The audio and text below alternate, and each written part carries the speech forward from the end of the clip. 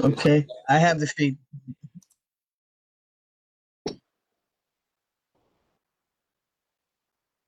Meeting is recorded. I see it's being recorded. You did that? Yes, Eddie did that. Okay. Oh, okay, perfect. Since he is the host. We're on Facebook Live. We're live, everybody. We're live. And can everyone hear in the master antenna as well on the TV? Check. Check. One. Check. Check. Check. Yes.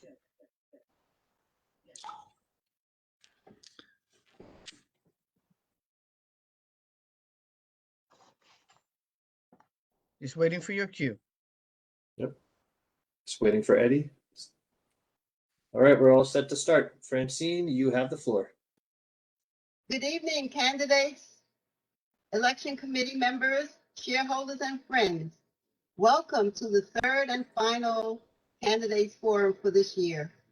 My name is Francine Riverbay-Jones, and I am the election chair for this year. Michelle Marbury is the co-chair. Good evening. The other election members are Denise Gerald, John Gale, Sandy Krasnoff, Marita Taylor, and Joyce Wilson are on the phone, so you won't see them. And Jeff Buss is our counselor. Good evening, everyone.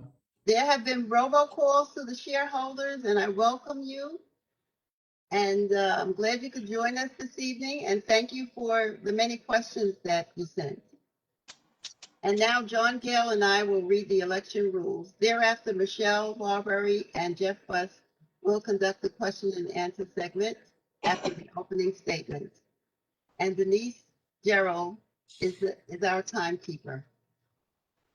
Okay, the 2021 election forum rules.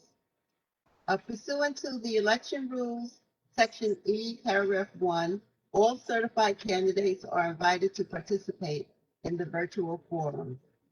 Each forum will be conducted using Riverbay's WebEx platform and broadcast live over Riverbay's master antenna TV system, MATV, to all shareholders. Each forum will also be recorded and rebroadcast on Riverbay's MATV system and at later dates throughout the remainder of the election period. The recorded forums will, to the extent possible, be made available for streaming over the internet. If a candidate cannot attend the forum and the candidate provides the election committee chairperson with the reason for non-attendance, the committee chair, with the permission of the candidate, may announce the reason to the audience. Okay. To allow maximum exposure to all candidates running in this year's election, the election committee has established the following guidelines for the candidates forum. Number one, candidates will be permitted up to 2 minutes for an opening statement and up to 1.5 minutes, 90 seconds for a closing statement. It is the candidate's option to make shorter statements. 2, candidates are requested to refrain from personally attacking each other or from making defamatory statements which could expose Riverbay to liability. Candidates are requested to show respect for their colleagues by not making gestures or facial expressions when another candidate is speaking. The committee reserves the right to mute candidates who, in the committee's opinion, are violating this rule and to delete defamatory statements and personal attacks from any rebroadcast of the forum. Candidates who are abusive, in the opinion of the committee chair, may be muted or excluded from participating in the balance of the forum. No candidate will be included or allowed to participate in the forum who appears after the final candidate opening statement is made. 4, the candidates will be allotted 1 minute to respond to each question. Questions may be referred to individual candidates or to all candidates. 5, the committee will stop taking questions at approximately 9:30 p.m., at which time the candidates will commence their closing statements. 6, candidates who are not present for the forum may not have statements read in their absence. The election committee requests each candidate's cooperation in maintaining an atmosphere which allows each candidate equal time to present their views. If there are any questions regarding the above, please direct them in writing to the election committee, care of Francine Weaver Jones, chairperson, Riverbay 2021 election at riverbaycorp.com. Thank you, and now we will proceed with the opening statement. First up, through a drawing we had a few weeks ago, we had a random drawing, and we will call each candidate in the order in which the drawing took place. Number 1 is Monique Coleman. For your Thank you, opening Ms. statement. Jones. Thank you. So my name is Monique Coleman. As you know, I'm running for the Co-op City Board of Directors. I've lived here in Co-op City for more than 3 decades. My demographics match those of a lot of different shareholders. I was a single mom of 2 sons. My boys were born and raised here. They're now independent and on their own. I have worked for the same company for more than 20 years. My professional experience is in insurance. When I become a member of the board, my mission is to pursue initiatives that promote better health for shareholders, to maintain affordable housing, to seek lower cost and better service alternatives to the high cost cable television contract. I strongly oppose the New York State Department of Transportation plan to build a northbound ramp off the Hutchinson River Parkway into Section 5, into the Killer Curve area. I'm excited and honored about the opportunity to do the work of my fellow shareholders. I'm part of Team Progress, and we're unified in our mission to keep Co-op City the best deal in town. I humbly ask for your vote for myself, for Sheila Richburg, for Amina Lucio, for Isabel Fletcher. Please re-elect Kevin Lambright, and please, again, vote for me, Monique Coleman. Thank you, Thank you. Monique Coleman. Next up, we have Sheila Richburg. Good evening, everyone. Thank you for allowing me the opportunity to participate in this third forum today. My name is Sheila Richburg, and I sincerely ask you for your vote for the Riverbay Board of Directors. I am a very proud mother of 5. 3 have graduated from college and 2 are presently enrolled. I'm a nurse, a frontline worker, and a NISNA union member. I have been dedicated, involved, and active in Co-op City since I moved here in 2012. Co-op City was my first and my only choice when I knew I needed to move my precious family. I joined my building association within weeks of moving because I really wanted to get involved in this community. Presently, I'm an experienced leader, and I'm the president of the Co-op City section of the National Council of Negro Women and on the executive board of my building association. I bring valuable, transferable skills, and I have the understanding that there is a need for a board member with experience. I vow to advocate for higher quality of maintenance and with efficiency and cost effectiveness. I am committed to advocating for and establishing an urgent care center in each of our sections. Please vote for me, Sheila Richburg, and for Team Progress. If elected, we will continue to move Co-op City forward. Please vote for Kevin Lambright, Monique Coleman, Amina Lucio, and Isabel Acevedo Fletcher. Thank you. Thank you, Sheila Richburg. Next, we have Alexian Dupre will not be with us tonight. And The following person, number 4, is Leah Richardson. You're up, Leah. Yes, thank you. Good evening, shareholders, candidates, and the election committee. My name is Leah Richardson, and I am respectfully asking for your vote for re-election to the Riverbay Board of Directors. I am a 25-year resident, and I love my community. As I walk the property during the election period, I am asked, how can we change this broken system? In my opinion, the system can only be changed with accountability, integrity, communications, and transparency. This is important to me because when shareholders feel involved and informed, they report higher levels of satisfaction with the board of directors, management agent, and the community as a whole. I was asked, why don't people vote for the board of directors? Residents are fed up with broken promises. We are promised the world at every election, only to be disappointed by broken promises. The dynamic professional women I teamed up with are stronger together. Anika Green Watson, Keisha Neely, and Leslie Peterson. And of course, myself, Leah Richardson. And also, please vote for Darrell Johnson. We are independent thinkers who have come together for a common cause. We do not break promises, we state facts, and do not give unrealistic expectations. No matter what new idea or how fresh our minds are, it takes 8 members of the board to pass the resolution. If we do not have the majority of votes, these ideas dissolve. Our philosophy is not what's in it for me, but rather what's in it for our community. We understand bureaucracy, and we will not sell you a dream. However, we will promise you to uphold our fiduciary responsibilities, the duty of act, duty of care, and duty of loyalty. We will guarantee you that we will sit at the table with an open mind and address the issues and concerns you, the shareholders, have that are plaguing our community.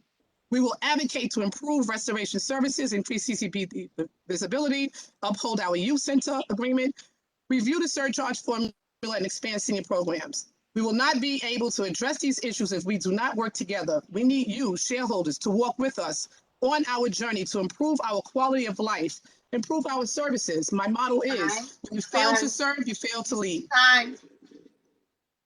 Thank you, Leah Richardson. Next, we have Keisha Neely. Good evening, everyone. My name is Akeisha Neely. I would like to thank the shareholders for taking time this evening to watch this broadcast. I would also like to thank the election committee for putting together and facilitating this forum.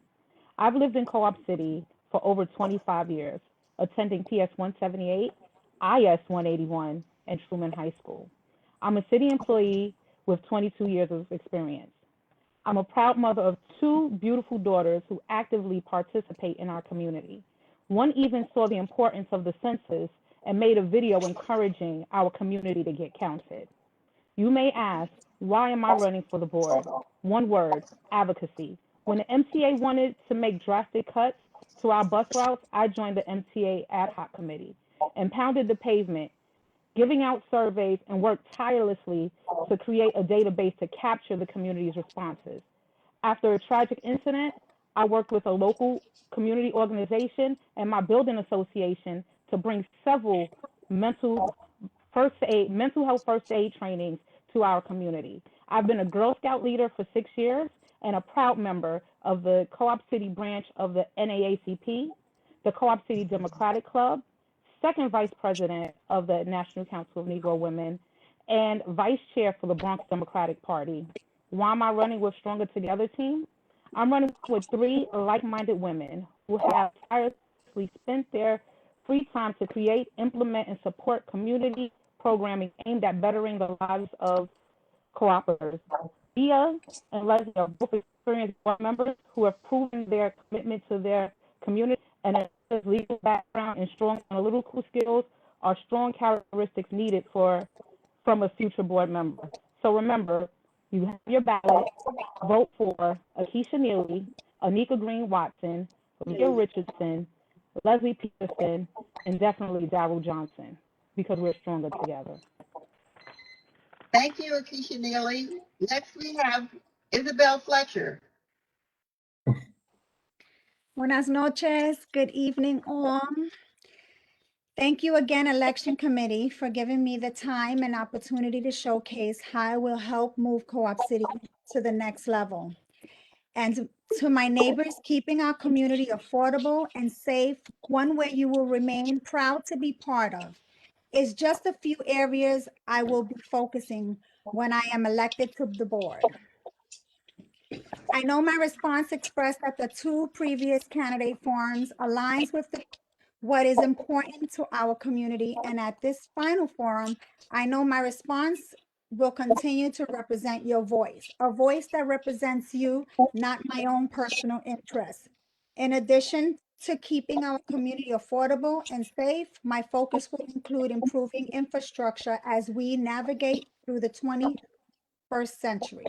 I will find the right pathways so that not one single corporator, no matter what group you represent in our community, is not left behind.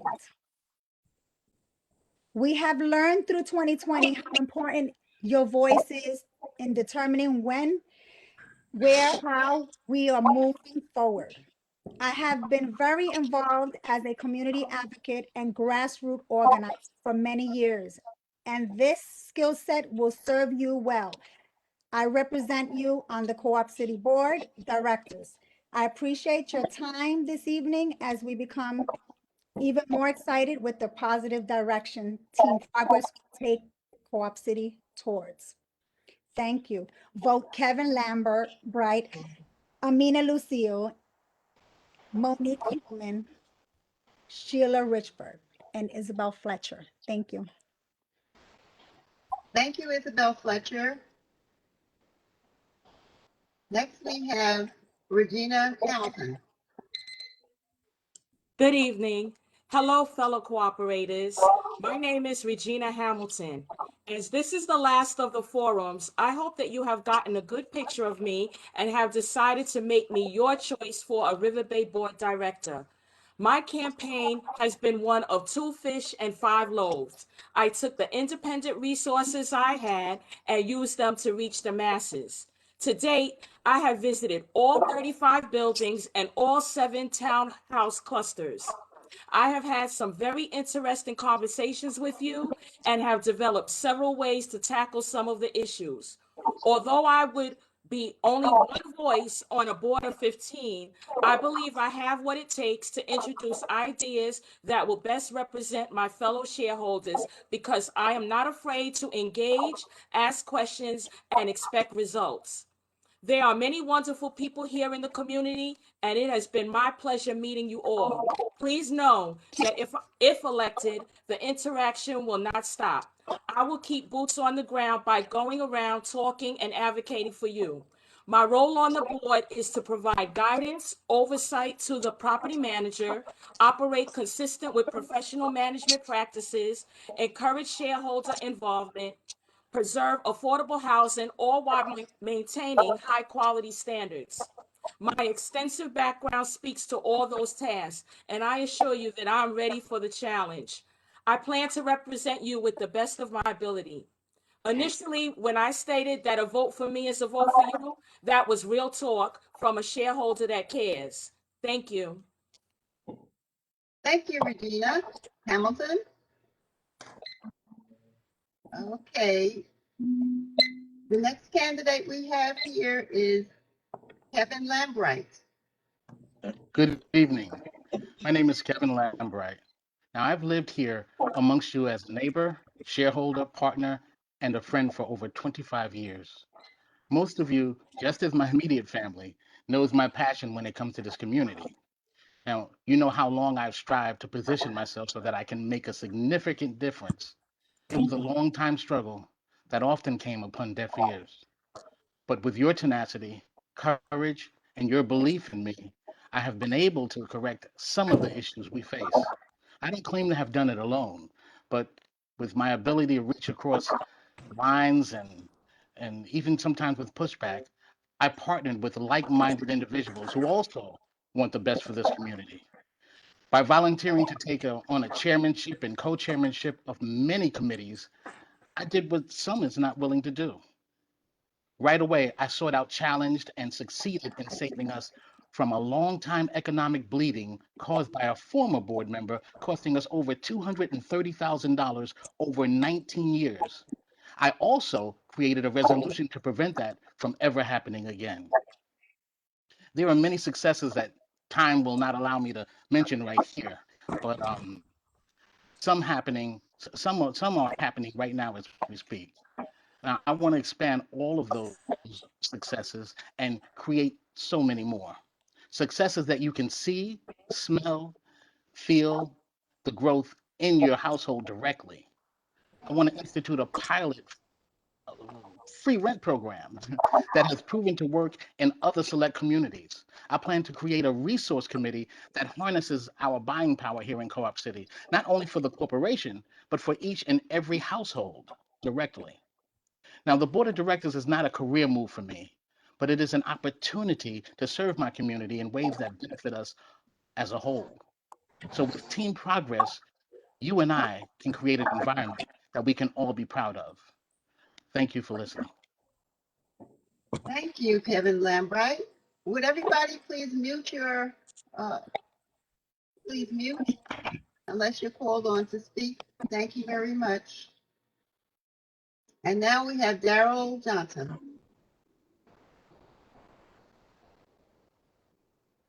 Unmute yourself, Daryl. Unmute. We can't hear you.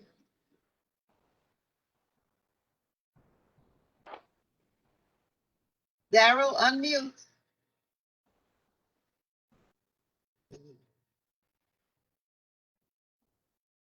Maybe we'll go on to the next person and come back to. Are you unmuted?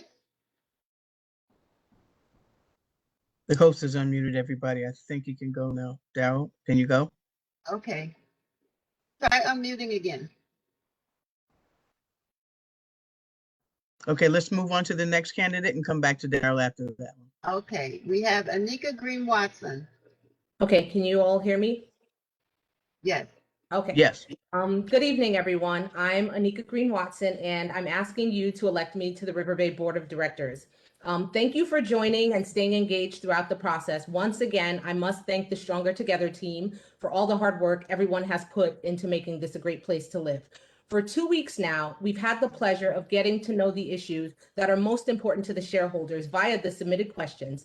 And it's insightful for one, because as board directors, we want to take on projects that make improvements that add value to those we serve. But two, because it lets the Stronger Together team know that we are tackling the right issues, i.e. the issues that matter to the shareholders and that when tackled will resonate with so many in this community. You'll recall that we've had robust discussions around CCPD visibility, restoration services, and general quality of life issues that tie back to our platform. There was a question last week about voter apathy, and I want to take a bit of time to talk to those voters who may be disaffected.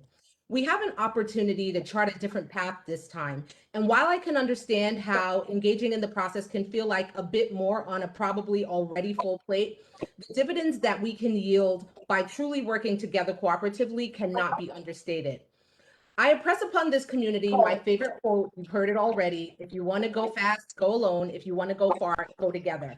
And I'm here appealing to those who are a bit removed from the process.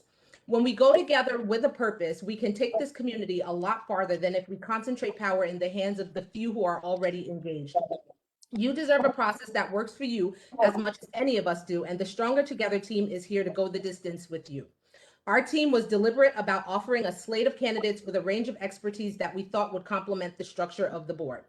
Vote to elect me, Anika Green Watson, and Akeisha Neely, and vote to re-elect Leah Richardson and Leslie Peterson. All for one and one for all. We are stronger together. And vote for Daryl Johnson, an independent board director who is dedicated to making Co-op a better place to live. Thank you, Anika Green Watson. Okay, Daryl, can we hear you now?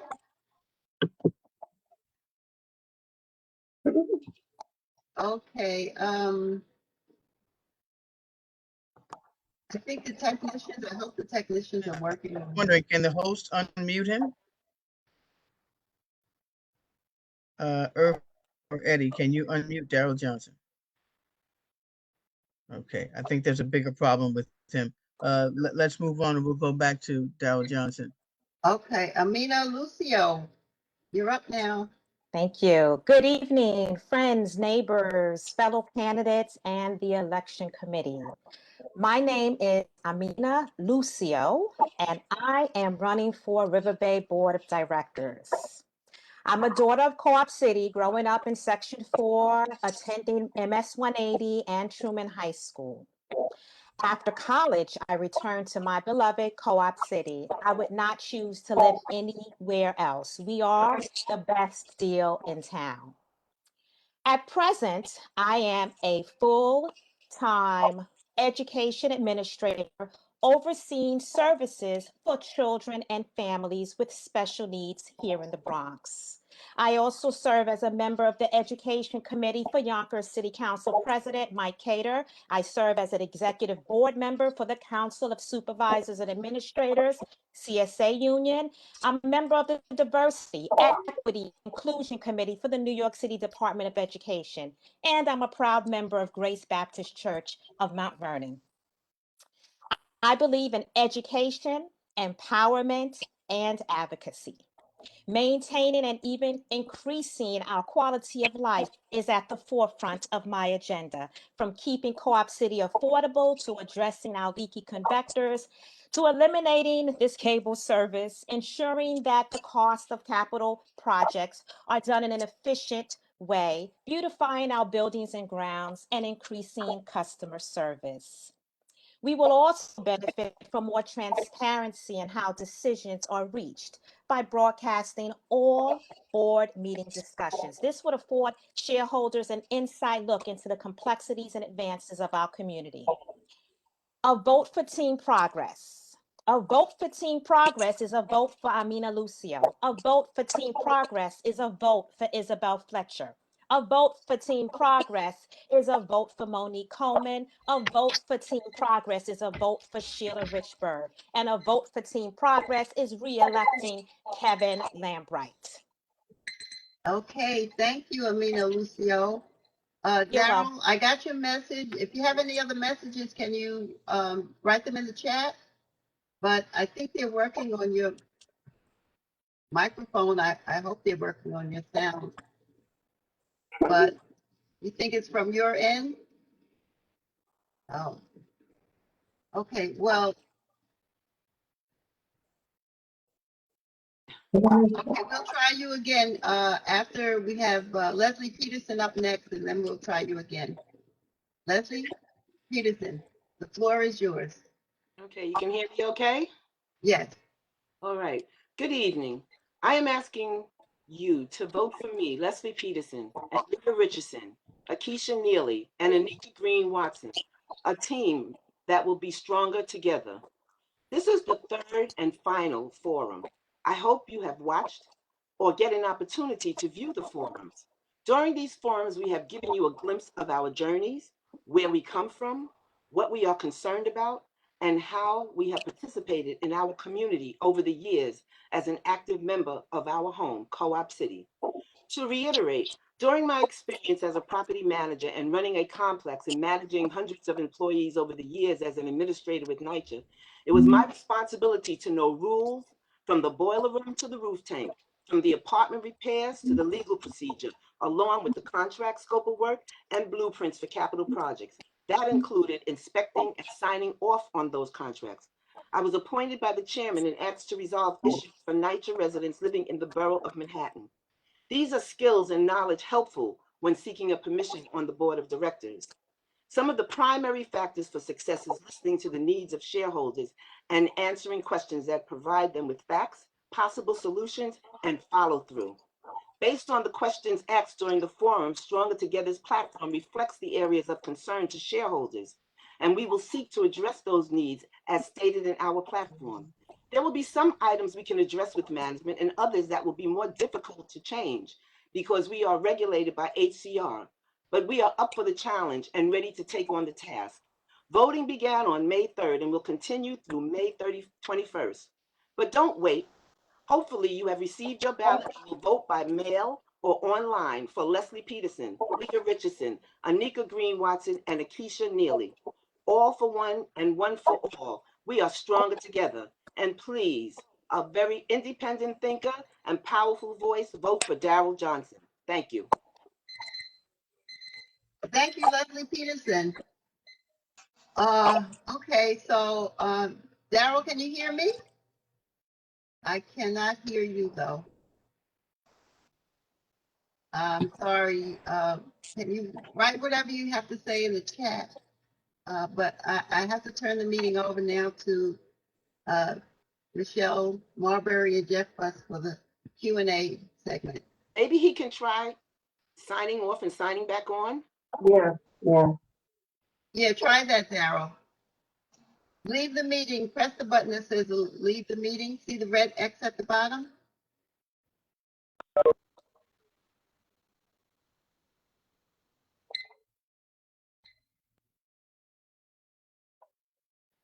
Okay. Before we So, continue, can we just wait to see if he can come back in so he can do that segment, and then we can go on to the next segment?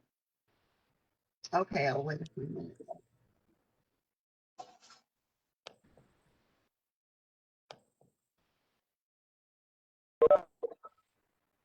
But Daryl just rejoined us. I don't know. Mr. Johnson, can you hear me?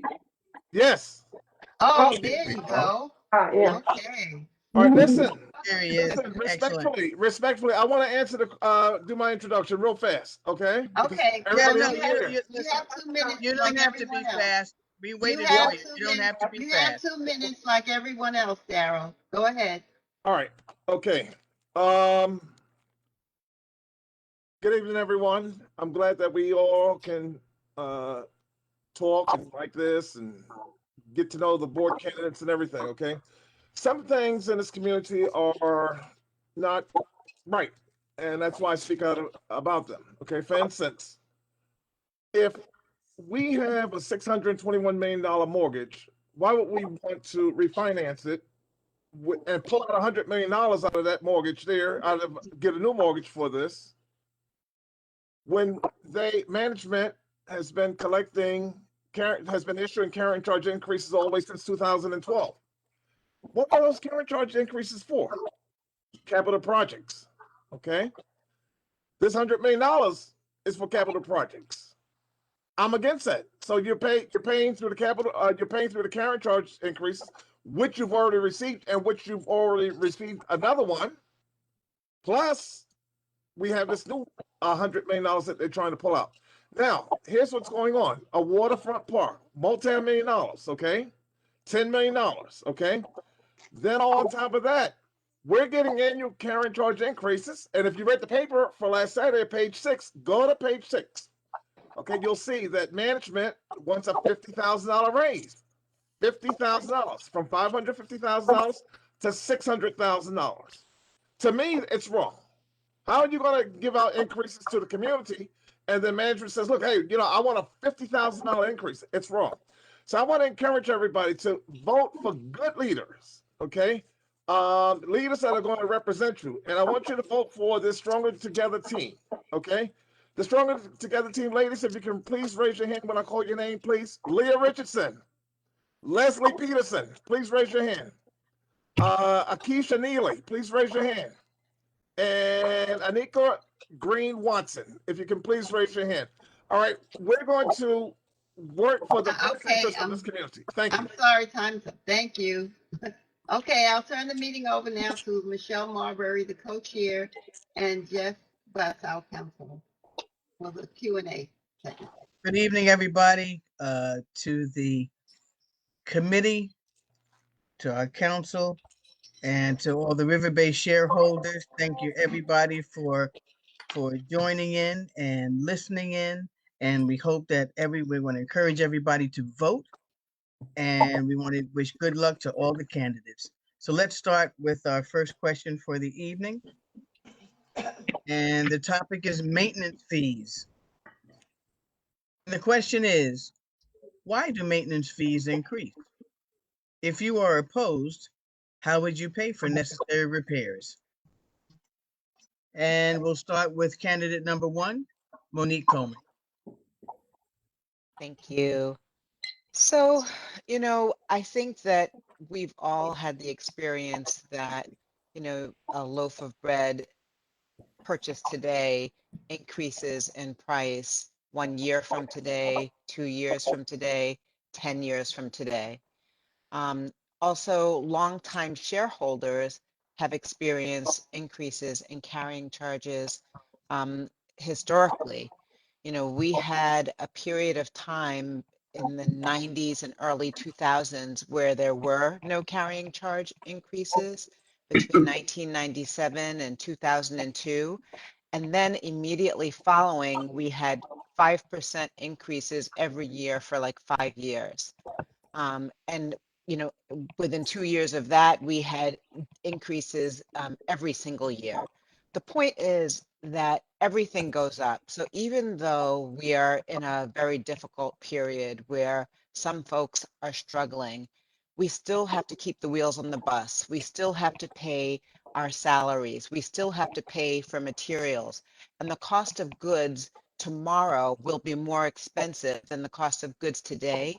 So if we accept modest increases now, we can, keep things in check and not have to pay tremendous increases over time, as long as we all do our share and contribute, to the mild increases that are being requested today. Thank you. Thank you, Monique Coleman. And next up, Sheila Richburg. Sheila Richburg, you have the floor. Thank you so much. There is a proposed 2% increase in our carrying charges slated for 2020. And this translates into a $4.92 per room increase. And this amounts to a $15 to $30 increase per shareholder, depending on your unit size. I'm actually thankful as a shareholder that there weren't any carrying charges increase or late fees assessed in 2020 due to that unexpected pandemic. The 1.9% January 2021 increase was pushed from 2020. So for this year of 2021, there will be no carrying charge increase. It is to my understanding that HUD recommends up to a 3% carrying charge increase yearly. But if you take a look back historically, over the recent years, there hasn't been a 3% increase. There's been smaller 1.9% increases. As I look back to 2007, 2008, there were up to 6% increases annually. So the increase for 2020 does amount to $4.92. Riverbay is a business, and managing a cost-effective budget is very important. Thank you. Thank you, Ms. Sheila Richburg. And we'll move on now to Leah Richardson. Leah Richardson, you have the floor. Thank you. Thank you. Okay, it is understood that to keep any housing development fiscally sound, at times there must be, a carrying charge increase. However, we are ending our first full year of a pandemic. Being one of the largest North communities in New York City, many live on fixed incomes and may not be enrolled in any carrying charge subsidy programs like SHREET.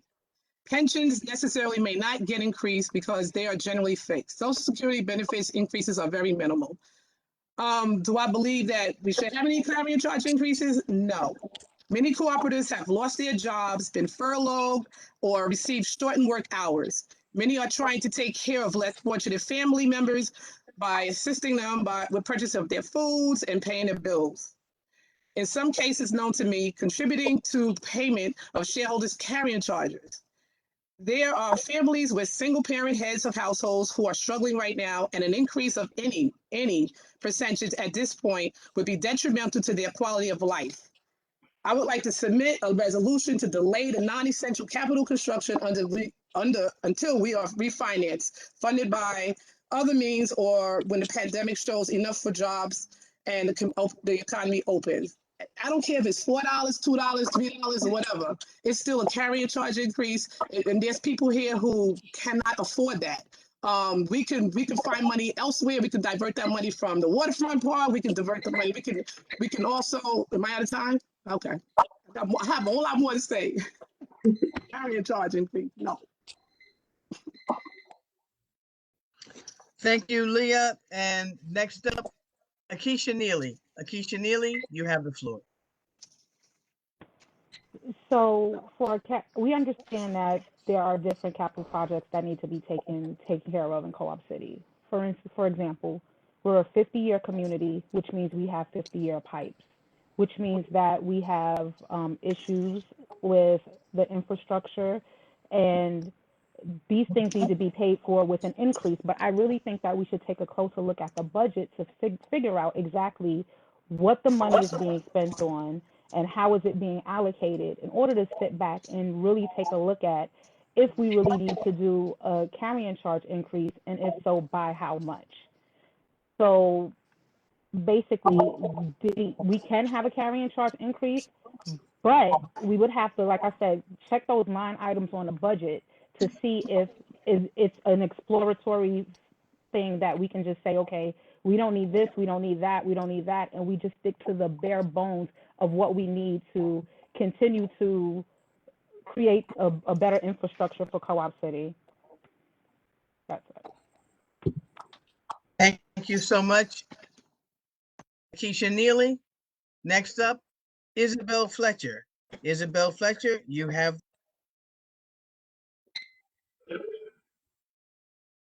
Well, maintenance Isabel. increase. Okay. Well, maintenance increase due to the cost of materials going up. They're going to continue to go up.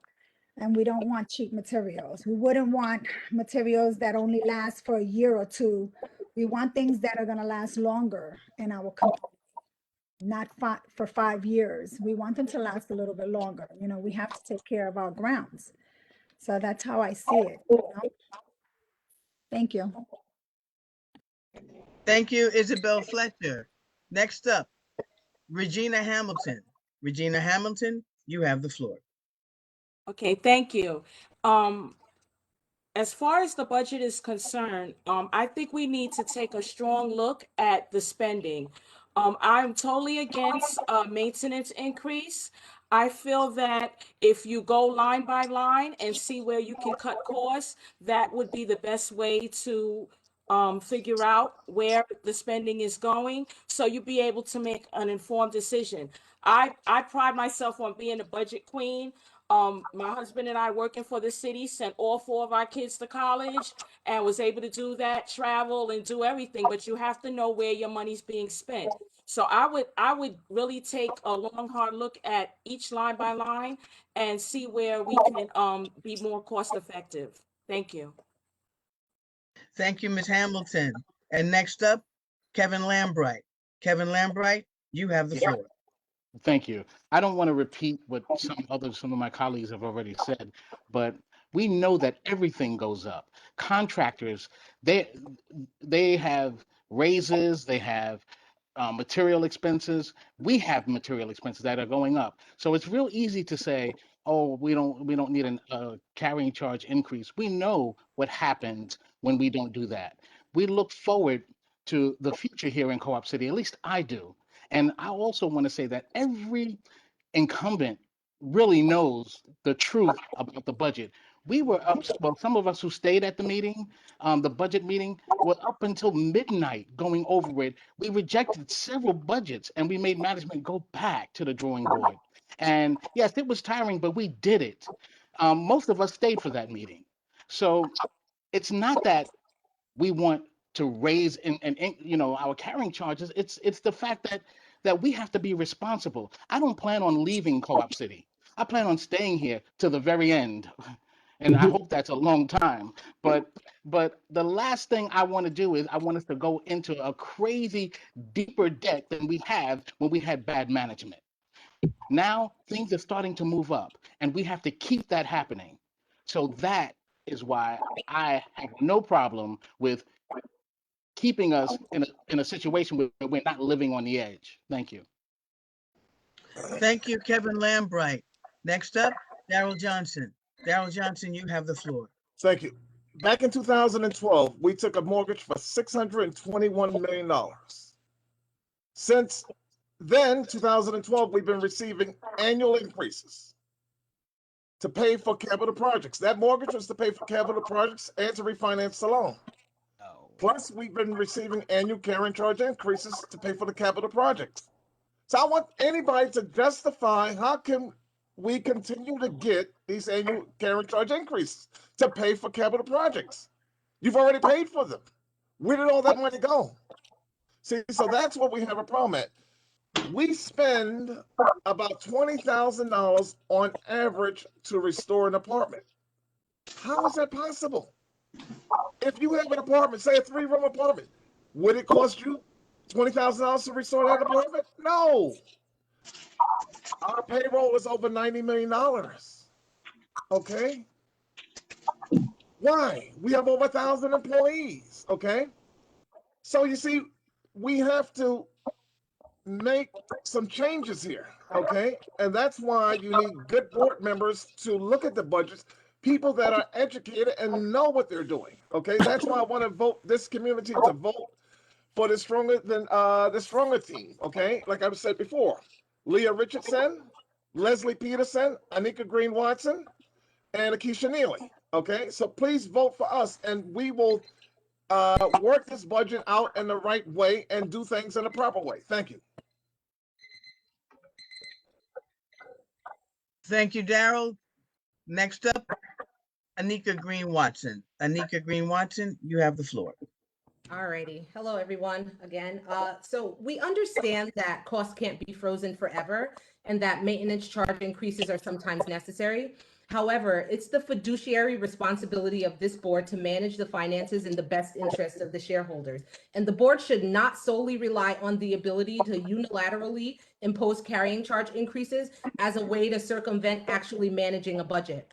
Similar to how other corporate boards need to get creative and manage their funds effectively, we should call on our board to do the same and review spending to plug any holes. Yes, it's true. Riverbay is a corporation with spending needs, but roughly 55% of that 2% increase is meant to cover an unnecessary and ambiguously priced waterfront park. I say ambiguous because there seems to be some disagreement about the cost of the park, judging from previous forums. Whether it translates to a $1 increase or a $100 increase, we can't take for granted that we know the impact to shareholders at this time. We've just come out of a pandemic year where households have federal student loans paused, received stimulus checks from the government, and the states and the federal government increased their unemployment allowances. So as much as we would like to pretend that 2% is responsible, especially when we could have had a smaller increase or no increase at all, we really can't tell what the impact is going to be just yet because households are still being buoyed up by federal and state programs. Thank you, Ms. Watson. Next up, Amina Lucio. Amina Lucio, you have the floor. Thank you. So it's so very important for us to be good shepherds of resources. And the 2% increase is to cover the 2% increase in carrying charges is to cover capital projects. So what are these capital projects? Let's first, again, educate, empower, and advocate. Front door lobby, fire alarm system, the garage, waterproofing our garages and garage repair, ensuring that our elevators are running, the local 11 facade to our buildings, the townhouse doors, the waterproofing of our porticos. Yes, we did not receive an increase for 2021. The 2020 increase is now coming in for 2021. And 2022, there's a 2%, a proposed 2% increase. Let me share with you the carrying charges revenue over the past 20 years gone up 85%. 85% carrying charge revenue. However, our payroll and burden has gone up to 106%. How are we covering payroll? Water and sewer expense from the city has gone up 263%. Totally absurd. So how do we cover insurance, which has gone up over the past 20 years, 139%? We have to take a balanced approach. We cannot just not consider raising carrying charges. Being good shepherds of our resources and having a balanced approach is the way that I would go. Thank you, Miss Lucio. And next You're up, okay, Leslie Peterson. Leslie Peterson, you have the floor. Okay. You just heard a lot of numbers quoted to you, but let me just make this very clear. that when we do the budget, we usually look at a 5-year plan. And so many of those things that were mentioned are things that were already in our budget. 1.1% of the 2% is for the waterfront park. And that is not calculating the remainder of the 10 million, 12 million, or whatever you want to say. That's that 2 million. 1.1%, okay, of the 2%. Now, if that is really monitoring a fiduciary responsibility, I would have to beg to differ if anybody says that is. I am not aware that HCR requires us to have a 3% increase. I've never heard that before, because we do the budget every 2 years and we come up with what we need. We have the money to take care of our operating expenses. We have that money, okay? So anything other than is more, okay? It is not about the spin on whether it's $4 per room or $4. What it is that you have to determine, is it necessary or not? And at this time, it is not necessary to push for a waterfront park. It absolutely is not, okay? And that is relinquishing your fiduciary responsibility to say that that is something that we need now. We do not. Time. Thank you, Leslie. And we're going to move on now. I'm going to turn the mic over to Council Jeffrey Buss. Hi, good evening, everyone, and thank you very much, Michelle. My name is Jeffrey Buss, and I wanted to say hello to all the shareholders.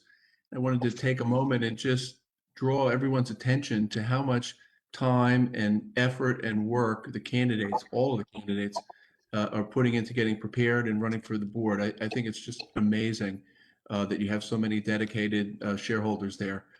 And the last 2 forums, my phone was blowing up with complaints about the quality of the signal. And I hesitate to say this, but I haven't gotten one text so far. So hopefully that's a good sign. And it certainly warrants a long and grateful thank you to the staff at Riverbay who worked very hard to try to improve that. So I've been asked to ask a question about board training. And I'm going to actually switch the order. I'm going to go from 12 to 1.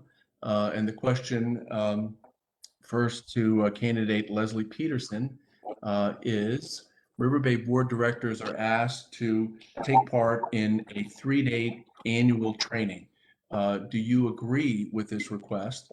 And whether you agree or don't agree, please state why you agree or don't agree. And if you are an incumbent, do you participate in any training for the board? Ms. Peterson? Yes, okay. When I first came on the board, Director Leah Graham had pushed for us to have training. I would never be one to say that people should not be trained, whether you've been on the board or you have not been on the board and this is your first time. So the first training that we had was actually held in the boardroom right here at Riverbay, okay? And in full transparency, Jeff Buss did the training and prepared books for us that gave us the basics that we need to know, bylaws, et cetera, et cetera. The following year, wanting to be a team player, I said, let me go to the board meeting. They decided they wanted to have it away in a hotel. Yes, I did go and I participated. So I got the book that I had gotten the previous year with all of the information. No harm, no foul. However, what I found was when I went downstairs and after all the conversation and the workshops, I saw people go right back to the manner in which they operated before. Okay. So at that point, I was like, okay, I thought this was supposed to be team building. Okay.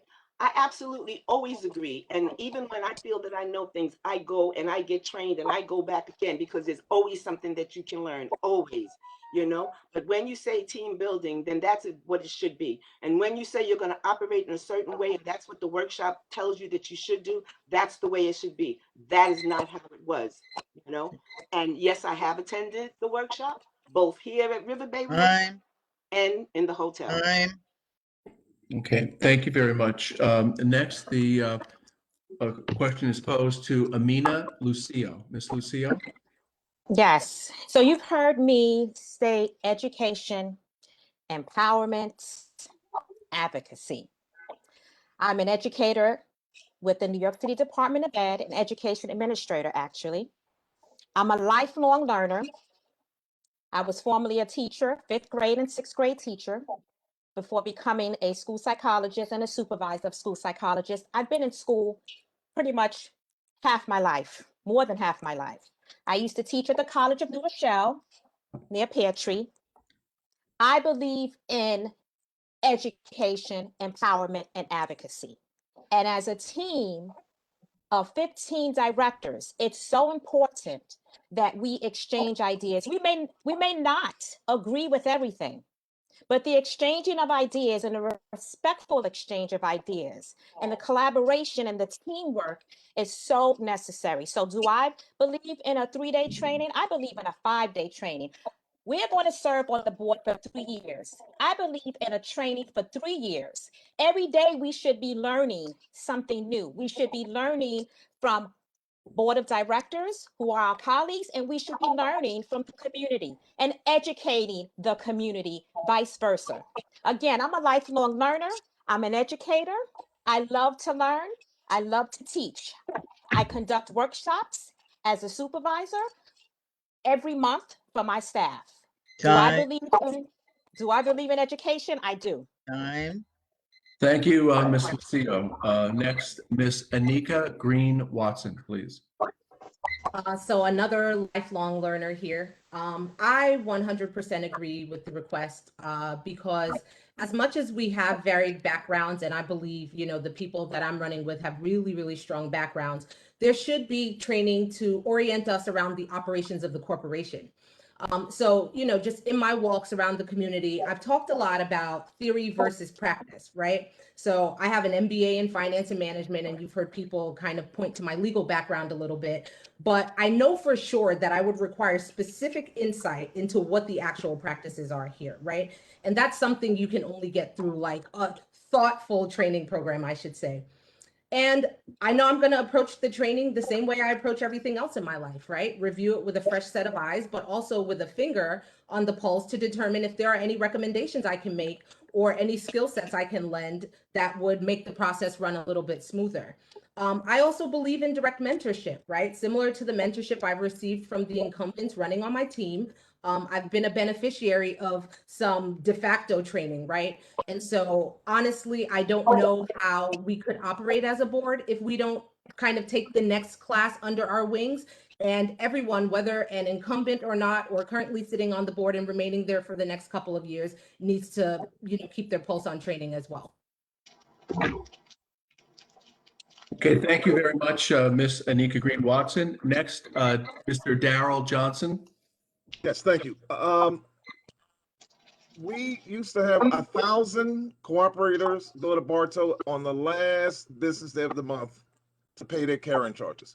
Why? Apparently there were some financial issues, okay? Has that stopped? No. People are still having financial issues.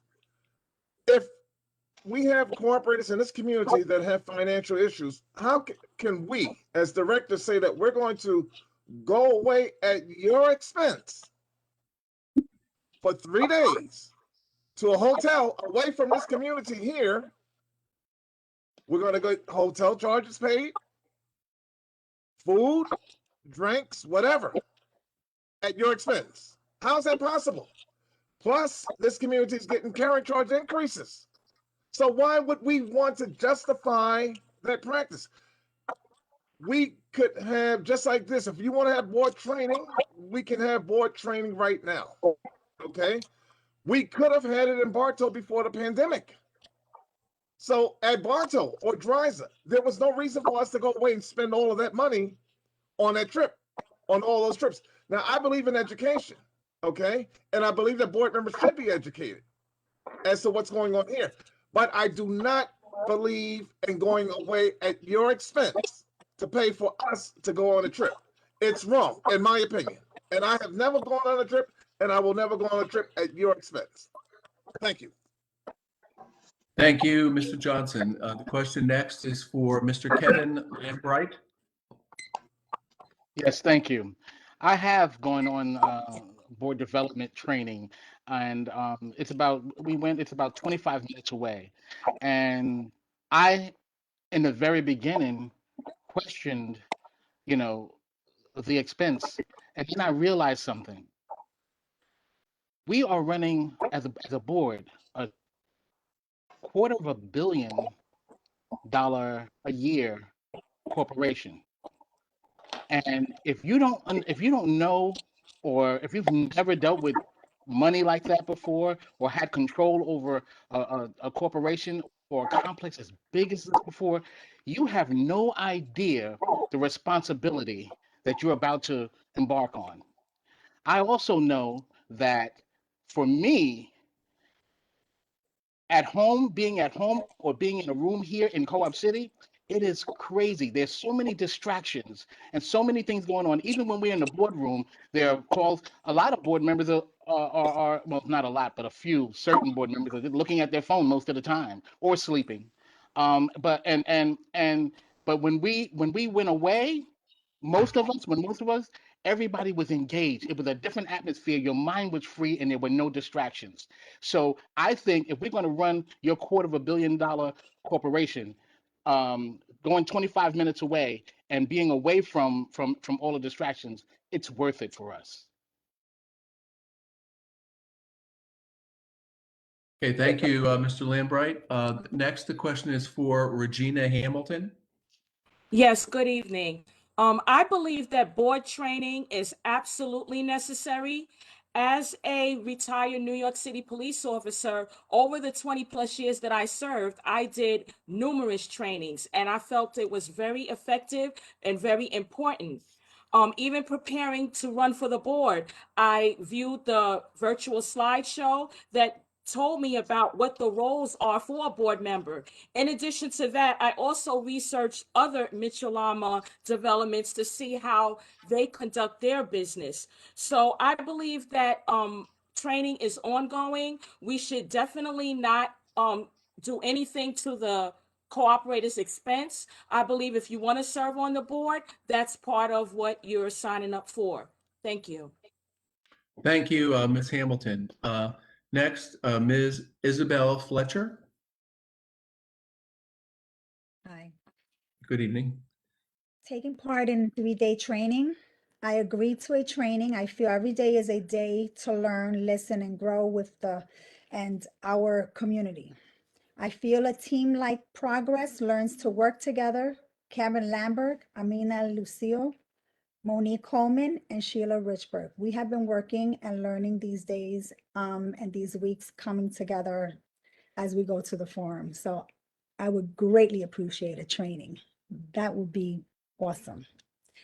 I think we all need that when you're going into something new that you've never stepped into before. As a community, we ask our residents to join, and if we get elected, we need that. We need that extra training. It helps. Thank you, Ms. Fletcher. Next, Akeisha Neely. I believe that training is paramount in any position that you take. I've worked for the city for 22 years. I've worked for ACS. I've worked for the New York City Police Department. And I've also driven a subway I was a train operator. So in each step, I had to train. But I really feel that if you're going to train, it should be hands-on. And it's not going away and spending the cooperative's money. Because if you're here and you're on the ground and you're learning, it's very important because now you're infused in this community and you need to understand the basic inner workings of the community. You need to understand what a board member is supposed to do and their fiduciary responsibilities. And I think that it's very important to have training at all levels, and then that the training should continue quarterly or however often to just keep refreshing your training. But I really do believe that training is very important at all stages, even just as someone who hasn't been on the board. But just, I just need to learn from the wealth of knowledge that everyone else has, because I'm not clueless, but I just need to understand what my role and responsibility is. So I think training is paramount, and the 3-day training is fine, but I also don't believe that it should be at the stake of the shareholder. Okay, thank you very much, Ms. Neely. Next, Leah Richardson. Yes, hi. First of all, I want to say that, throwing shots at people, is very unprofessional, as a board director. That's my pet peeve. I do not like people talking about other people indirectly or subliminally. Okay, secondly, I believe that training is essential. We need to have training, yes, we do. But I think that when we have these board trainings, we need to have someone that's from the outside. We need to have people from the outside doing the training, because I've gone to every one of the trainings, and to me, yeah, I don't see where some board members, took any heed to it. So that's a whole nother issue. Secondly, I have a bachelor's degree in communications. I have a master's degree in public administration. I work for the Supreme Court. I'm an IT manager, and I also train. I train employees, technical skills, technical stuff. I'm also the president of a large organization within the courts. I just recently held a huge career development program to enhance employees' skills. Training is essential. I definitely approve training for the board, but I do not, and I'm going to keep saying this, the shots have to go. It has to. I'm just fed up with it. It has to go. And that's all I have to say. Thank you, Ms. Richardson. Next, Sheila Richburg, please. Yes, thank you. I also believe, like my colleagues here on the forum, that board training is absolutely necessary and essential. I have a master's degree in education, so I am a trainer. As nurses, we receive continuing education throughout our career, and we receive the same trainings year after year, because repetition is, of course, important. And one thing also, as a trainer, we are trained before we go out and we train the nurses. I believe not only education, but communication training is important, and board development is important.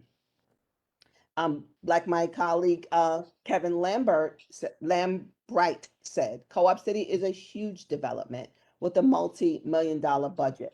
Some of us have not had the opportunity to experience that type of budget. So education, training, team building are absolutely necessary. And I am definitely a supporter of training and development. Thank you. Thank you, Ms. Richburg. And next, Monique Coleman, please. So I absolutely support training. I feel that it's necessary to establish a common ground and sometimes a common language. We're all, we have different experience levels, different education levels, and we're working on an important, huge job. And many of us have not had the experience of managing a $250 million corporation in the past. It's important that we level set and we get a common language for tackling our problems together. So for sure, I support training. And everybody learns differently. Some people, may learn better in a off-site, and others may learn better in a closed-in conference room. But the bottom line is that we should find a common ground so that we can all get the training, so that we can work together on our common projects, and put our shareholders' interests before our individual preferences. Okay, thank you very much, Ms. Coleman. And at this point, I'm going to turn the questioning back to Ms. Marbury. Michelle? Thank you, Jeff. And the next question and topic is quality of life issues. And the question is, if you as a shareholder had to prioritize and identify just one issue that impacts negatively on the quality of life here in Co-op City, what would that issue be? How would you, if elected, try to address this issue? And we'll start with Leslie Peterson. Okay, there are a few things that I could select, but I think Number one, for me, and what I hear the most from most of the shareholders is the repair process. I have been living here for 35 years. I recall when you did have to have work done by way of skilled trades, maybe you got a 2-week appointment.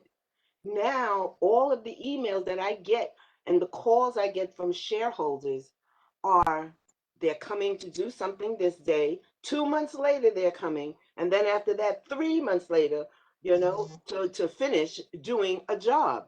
It's not right to have shareholders have to sit back and step over their furniture and live in disarray for that long a period of time. I'm a true believer in a squeaky wheel. And even when I managed, I would tell people when they came in, if there was a problem, I don't mind you being a squeaky wheel, because if it were where I lived, I would be the squeaky wheel. So I can't be mad at you for being the squeaky wheel. I got stopped yesterday because a shareholder made a call for their intercom, and they were given an appointment for July. There are also people that have home attendants, seniors that have home attendants that have to come and see them. So we have to really correct our service response to our shareholders. And yeah, I have many ideas as to how that could be done. One was actually mentioned by the management company previously. Thank you. Thank you, Leslie. And the next up, Miss Amina Lucio, same question. Prioritizing quality of life. Um, Definitely the customer service with regard to maintenance. Loitering is a big pet peeve of mine, and loud music playing in front of the buildings. There was some drag racing the couple of weeks ago over on Co-op City Boulevard. I think that negatively definitely impacts the quality of life. So maintenance, loitering, and also another pet peeve of mine, as well as some cooperators, is when the garbage bins are being brought to the pads and they take the walking path in which we walk, garbage is falling out of the garbage bins onto the walking path. So definitely buildings and grounds would be an area that I would like to see cleaned up so that it increases our quality of life. So those three are, and I know you asked for one, Michelle, but maintenance, loitering, and the upkeep of our building and grounds. Okay, thank you, Miss Amina Lucio. Next up, Anika Green Watson. Anika Green Watson, you have the floor. Hello. So I'm going to step out and move away from the crowd because we've talked about our platform for 3 weeks and we've covered maintenance, we've covered quality of life, which includes noise and pets, etc. But I would venture to say that we have a bigger quality of life issue. And the two quality of life issue that doesn't get considered in the vein of all of the other maintenance / noise issues is really finding a way to truly engage the majority of our population on an ongoing basis. That's a quality of life issue, and I'm going to tell you why. So we've talked about the waterfront survey results and how the responses to that have led to a carrying charge that the entire community must shoulder now, right? So a minority of people made a decision and now the entire community has to shoulder that, right? That impacts everyone's quality of life. We've talked about what happens when we don't have a quorum for board elections, right? It becomes this, longer drawn out process. We lose so much through the lack of engagement, and we really need to find a thoughtful way to engage more of our population. I don't know that the way that we're doing it now is actually working, and I would really like to see more of the community engaged in these ongoing issues that really impact all of us. Thank you, Anika Green Watson. Darrell Johnson, you're up next. Darrell Johnson, you have the floor. Okay, two big complaints that people contact me about all the time. It's about noise and maintenance repairs, okay? Appointments being canceled all the time. I had to say off from work. On this date, we had an appointment. My information was never in the system. That needs to stop. That needs to be changed, okay? In reference to the noise complaints, okay, we need to, if somebody is deliberately going around taking a hammer and banging on the floor during the middle of the night, they need to get a community complaint. It needs to, security, public safety officers need to go review that information, go and give that person a community complaint. If it continues, fine, we take further action. This nonsense with the noise complaints, I feel like we need to make some drastic improvements because it's just overwhelming, the number of complaints that we're getting. Okay, we can sit down with families, we can sit down with people, cooperators, and we can educate them. We have to keep the noise down here. Okay, as far as the maintenance repairs are concerned, we have to hold people accountable. Sure, things come up, but we have to remember we have 1,000 employees here. Let's use those employees for our benefit. Okay, people, if you have an appointment, it should be confirmed.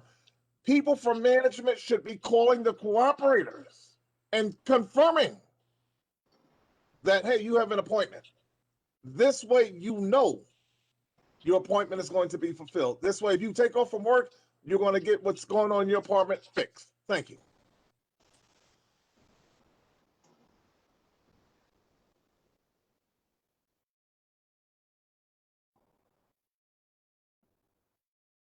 My time is up. I'm sorry. Unmute I'm yourself. sorry. Forgive me. I was muted. Thank you, Daryl. And next up, Kevin Lambright. Kevin Lambright, you have the floor. Thank you. I've always been a quality of life candidate for many years. Most people know some of the things that I've fought for. Fortunately enough, since I've gotten on the board, I've gotten a chance to see how a lot of the operations actually work. I've asked for tours, personal tours, just so I can go and see, and so I can have access to how things work. And when you do that, you get to see some of the really problems that we have. And unless you're really an expert in every aspect of that department, you're really not going to know how to fix it right away. So one of the things that I've done is bring some things to the board that the board has agreed on, and you're going to start to see some really major changes because systems are being put in place. One another thing that as far as quality of life is concerned is a lot of people we always want to blame someone else for why this is not working or that's not working. But just a good example is one of my neighbors told me that she said I spilled something on the floor here and it's been 3 days and see, these people don't do their job, no one has come to clean it up. And we as shareholders have to be responsible also. I think my time is just about up, but yeah, we have to be responsible. So yes, there are things that are on its Time. way that are being worked on. Time. Thank you. Okay, and thank you, Kevin Lambright. Next up, Regina Hamilton. Regina Hamilton, you have the floor. Thank you. As I found from my numerous interactions with the residents here in Co-op City, I believe that quality of life issues are very shareholder specific. I believe we need to open up the dialogue with the staff as well as the residents, find innovative ways to do that. It's a very big lack of communication that I found. And what may be important to me may not be important to some of my other neighbors. So I think that we have to push for personal accountability and personal responsibility. And I believe with the ideas that I have, I believe that we can definitely get that done to address all of the quality of life issues that we have here in Co-op City. Thank you. And thank you, Regina Hamilton. Next up, Isabel Fletcher. Isabel Fletcher, you have the floor. Thank you. You say quality of life. I think there's so many things that we could all bring up. There's many things. Repairs of convectors that are still carrying mold, not being replaced, but the gentleman that comes to fix it sees it, but they disregard it. There are many little things that are unhealthy for us that I've seen it personally happen to myself as a resident here. So there's a lot of little things, but I know that everyone can see that, because when you're living in your home, as we all having meetings in our home, we know there are things that are needed that are unhealthy and that need to be fixed. And yes, if they see it, they should address it. I don't feel like sometimes it could be someone older, younger, maybe they don't know that there's something wrong. If there's mold, that manager or that inspector, whomever is in your home, they should jot that down. That should be very important. Thank you. Thank you, Ms. Fletcher. Next up, Akeisha Neely. Akeisha Neely, you have the floor. Thank you. So, two quality of life issues that are kind of sort of my pet peeves. One is the loitering and the hanging out in front of the buildings and playing the loud music in front of the buildings out of the cars. I would like to thank CCPD. I've seen you guys out a lot lately, and I thank you and appreciate you for that. And I also think the scheduling for the maintenance. My background with the city has been with scheduling, and I think that would be something that I would actually look into see how our scheduling is done, to see if there are ways there that we can fix those issues, because it is unacceptable to, I am a person that I had an intercom issue in February. They rang my bell yesterday to fix my intercom. I totally forgot. So now from February to now, I'm just getting my intercom fixed. And similar to what Leslie said, what if I was elderly? What about the elderly person that can't come downstairs and answer the door? What about the person that's inconvenienced on having their kitchen repaired or their bathroom repaired? So I really think another, like I said, my quality of life issue also will be with the scheduling of maintenance calls and how the maintenance projects are done. That's all. Okay, thank you, Akeisha Neely. Next up, Leah Richardson. Leah Richardson, you have the floor. Yes, thank you. I think as a board, we are a collective board. So whatever accomplishments that are made, we all share the same accomplishment. So not just one person. Customer service is one of my pet peeves. Customer service is an integral function of any organization, and it's essential, to a healthy community. The need for excellent services is just as vital to an association's success as it is to a business that sells goods and services. For example, restoration and maintenance. Although we have worked hard to make significant changes, we still have work to do. Shareholders have every reason to expect the highest quality of service from their community, especially because their most asset is their home. Residents expect management to help them. If reelected, my number one pet peeve is customer service. Board members and managers should think of their services, programs, and projects and rules as the products they offer, and their residents as their customers. Customer service lies within the exchange between community leaders and shareholders. So again, my pet peeve is customer service. Thank you. Thank you, Leah. And next up, Ms. Sheila Richburg. Sheila Richburg, you have the Yes. floor. Thank you once again. I'm definitely going to speak about maintenance and service calls because I feel it's a critical quality of life issue that we haven't been able to resolve effectively yet. And it directly affects most shareholders at some point because all of us will have a need for maintenance at some point. And there is definitely a continued concern in the community as we went around speaking to people about not only the quality of maintenance, but the no-show number. It is in my opinion that the shortfalls can be improved. I definitely would say I would advocate for expanding the current system to make it more efficient. I definitely think we need to digitize the system. Maintenance workers should not be walking around with a piece of paper. There should be a digital system in place. And that way we would be able to have more accountability when there is a no-show or if there's an issue with a maintenance person. Data could then be analyzed and then we can put systems in place where we can have sustainable improvements. Thank you. Thank you, Sheila Richburg. And next up, Monique Coleman. Monique Coleman, you have the floor. Thank you. So I feel like we are in the process of developing our next 5-year plan for our capital projects and our operating projects. I mean, everything that my fellow candidates have said are issues that impact every one of us and are serious issues. And I feel strongly about all of them as well. I won't repeat what my colleagues have said just because I think we all know maintenance is a problem and loitering is a problem and lack of engagement is a problem. But I'll just pull in my own personal experience here as a mom. What was missing when I was raising my children was a safe place to go for my children. I don't understand why Co-op City doesn't have a youth center. We have enough families to support it, to keep it running. At the same time, we're a naturally occurring retirement community, and we should have a dedicated senior center, and we could probably have a center that offers services for both.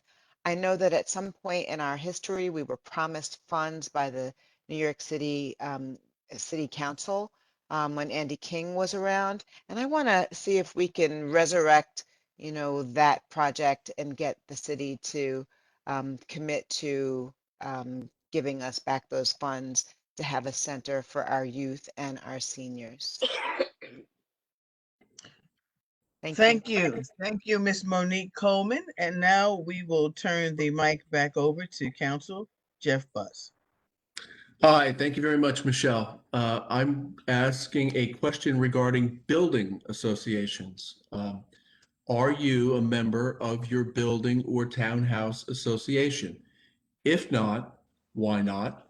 And if you do not have a building association, would you be willing to start one? And I'm going to start the questioning with Ms. Monique Coleman. Ms. Coleman? I am. I'm a member of my building association, but I will admit that I don't get to all of the meetings. I contribute to the annual, the annual membership fees, but as a working, I work full time and I get to the meetings when I can. But going forward, it's my objective to be part of every meeting, in the very near future. And when I become a board member, of course, I'll be participating in all of the meetings. Thank you, Ms. Coleman. Next, Sheila Richburg. Are you involved with or have an opinion about building or townhouse associations? Hi, thank you so much. And yes, I am not only a member of my building association, but I have been on the executive board of my building association within 2 weeks of me relocating here to Co-op City. I think it is extremely important. And I'm also a member of our Building Association Scholarship Committee, where we give scholarships annually, 5 of them, to deserving high school graduates. And we do that. We've been doing that now for the past 5 years. And I just think community involvement and just being involved in my building is a must. It's a no-brainer.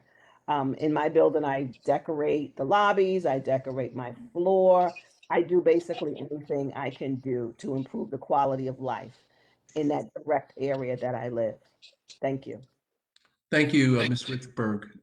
Next is Leah Richardson. Ms. Richardson, are you involved with a building or townhouse association? Yes, I'm a former building president for Building 9. That's where I was the president at. And I was very much involved with bringing that association back to life. I'm also a community leader, and I'm a board director. and I also, put decorations and all that stuff up on my floor as well. So yes, I am a member, and I'm also a member. Okay, thank you very much. Next, the question is for Akeisha Neely. Yes, I am a part of my building association. I am not on the executive board, but under the leadership of the late Maxine Sullivan, I was able to help bring the building a mental health first aid training. I'm very active with the youth in the building. We have youth activities, pizza parties, game nights, and I also help with decorating my floor. My neighbors, we all come out. We have a great time. We decorate the lobby as well. So yes, I am very active in Building 10, and Building 10 will tell you that I'm very active in Building 10. So yeah, I'm very involved in my building association. Shout out to Building 10. Thank you, Ms. Neely. And next, Ms. Isabel Fletcher.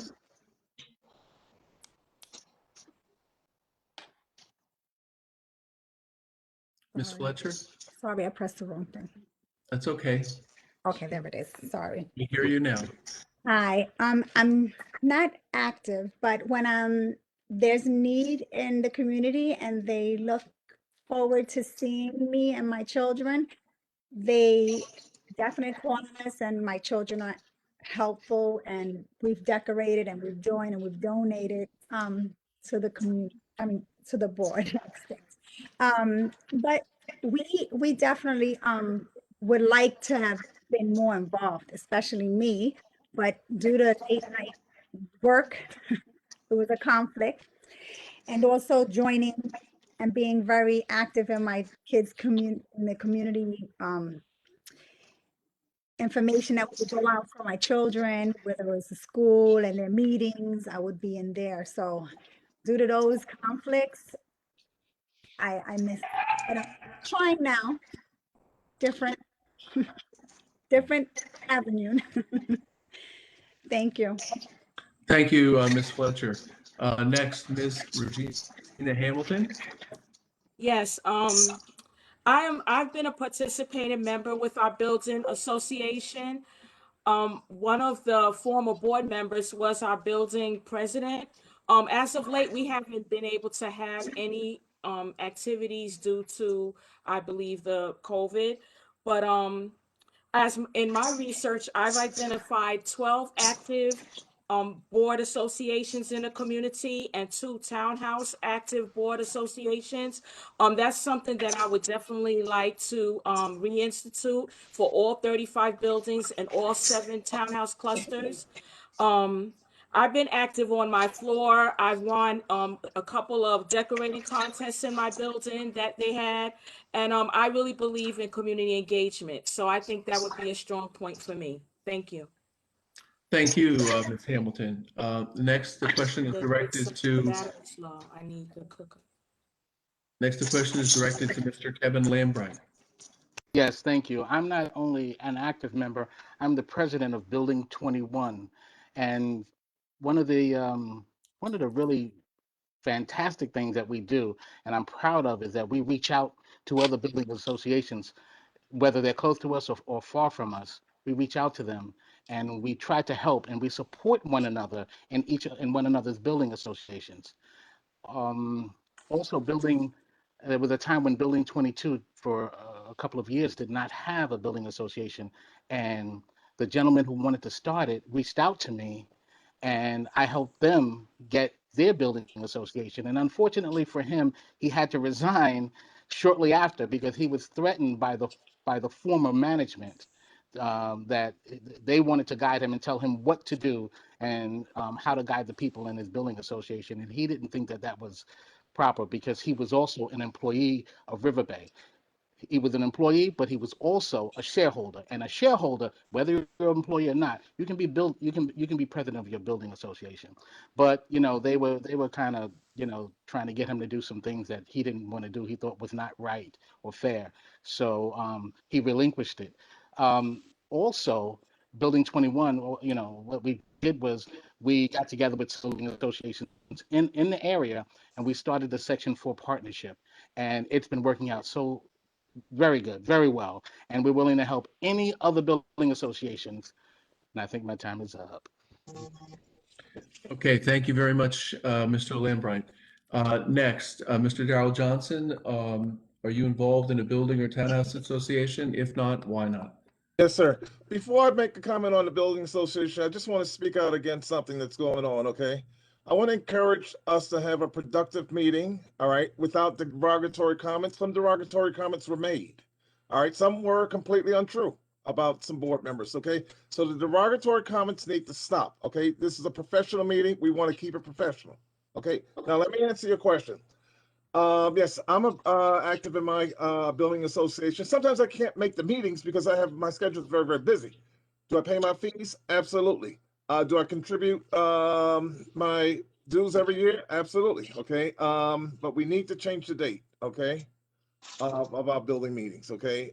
Sometimes I just can't make it. Sometimes my schedule is just too rough. Anyway, but my entire building knows. Everybody in this community knows you can reach me. Okay, my number's in the paper. Okay, you can send a text to me. You can send. I handle a lot of complaints in this community from a lot of people. Okay, so everybody knows we had complaints in the past about wash machines.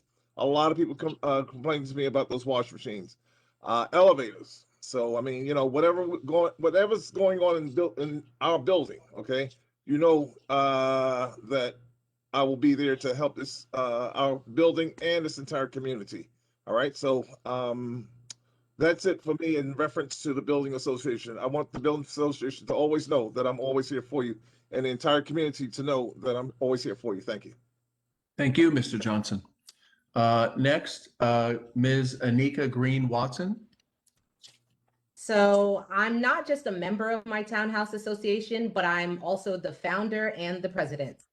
When my husband and I moved here a couple of years back, we filled out paperwork that would allow the building association to have our telephone number to contact us. So after settling in, which took about a month, and those of you who have families to look after will understand exactly why, I actually spoke with Leslie about creating one myself. I called an initial meeting with the shareholders to gauge interest, and it was actually something they wanted. So I created the association, and we're fully functioning. Within the first 6 months of the association, we held our signature event called Deck the Halls, which is a day when our townhouse cluster came together to decorate the front of our homes in the common area. There may have been donuts and hot chocolate involved, and everyone just had a great time.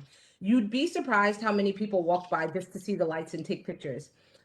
Through my association, I also participate in the Section 2 all building meetings, which include all of the Section 2 buildings and the Cooper Association.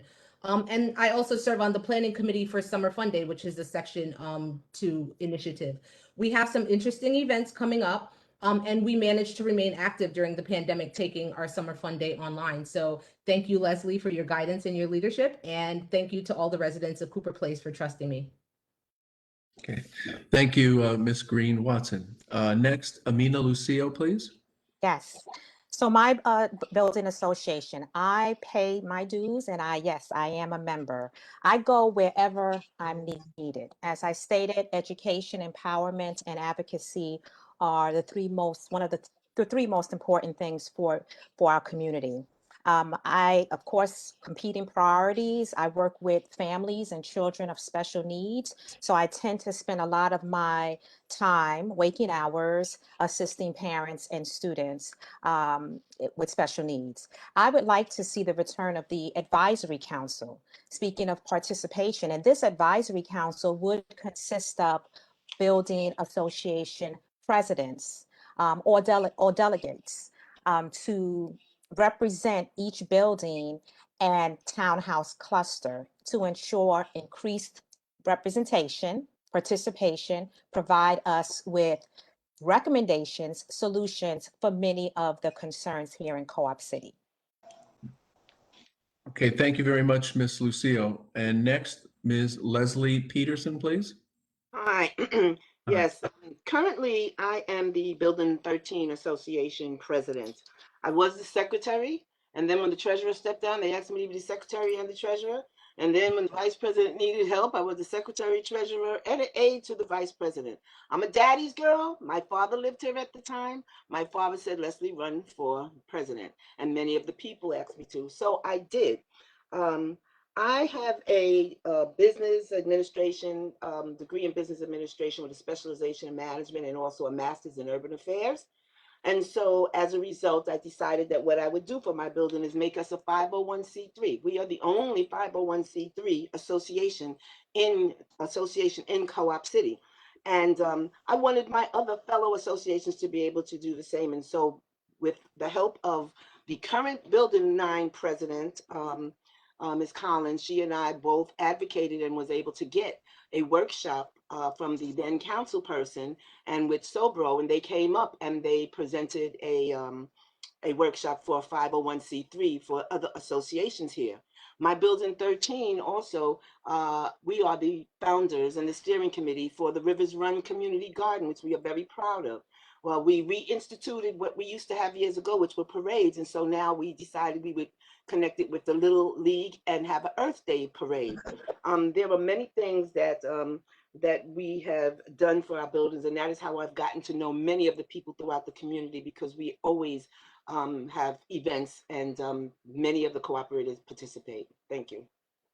Okay, thank you very much, Ms. Peterson. And so now I would like to turn this show back over to my co-host, Michelle Marbury. Michelle? Yes, thank you, Jeff.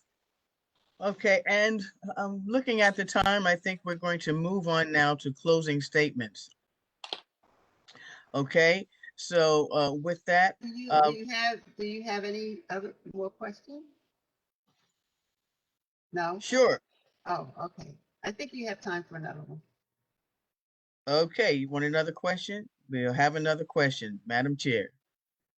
Okay, so the next topic is new and progressive initiatives. There's actually two parts to this question, so I'll read them both. First part, Co-op City is a self-sustaining community with its own power plant that produces revenue. New and progressive initiatives are being implemented, such as electric charging stations and solar energy panels. Do you support these new initiatives? And if not, why not? The next part of the question is, what is one new initiative you would like to bring to our community that would benefit the shareholders? Okay, we'll start from the bottom up with Leslie Peterson. Okay, what I would like to see finally come to fruition is something that I started when I had the sales committee. When I had the sales committee, I was interested in revamping the orientation process. And so we videotaped the people that actually were there presenting so that we can get all the information that they normally provide to new shareholders during orientation. I then had the then liaison, Ms. White, transcribe it, sent it to all of the departments so that they could add, whatever they needed to add.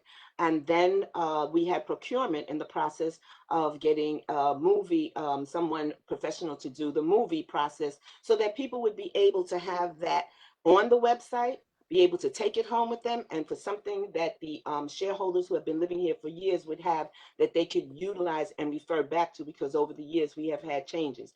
And so when the following year I did not have the sales committee, I did go to the sales committee and I did mention, and some of the people that were on my committee were also on that committee, and we did let them know what we had initiated. And so I would really like to see that finally come to fruition. I think that we will save money also, because part of the problem was that what I saw as a problem was that we had many people working overtime to do the orientations, and I really felt like that would have helped us to save some money and also better educate new shareholders and those who are already living here. Thank you. Okay, thank you, Ms. Peterson. Let's switch it up a little bit and let's go to Ms. Sheila Richburg. Sheila Richburg, you have the floor. Thank you so much. I was just thinking about yesterday I went to look for a car for my daughter, and there was an electric car there.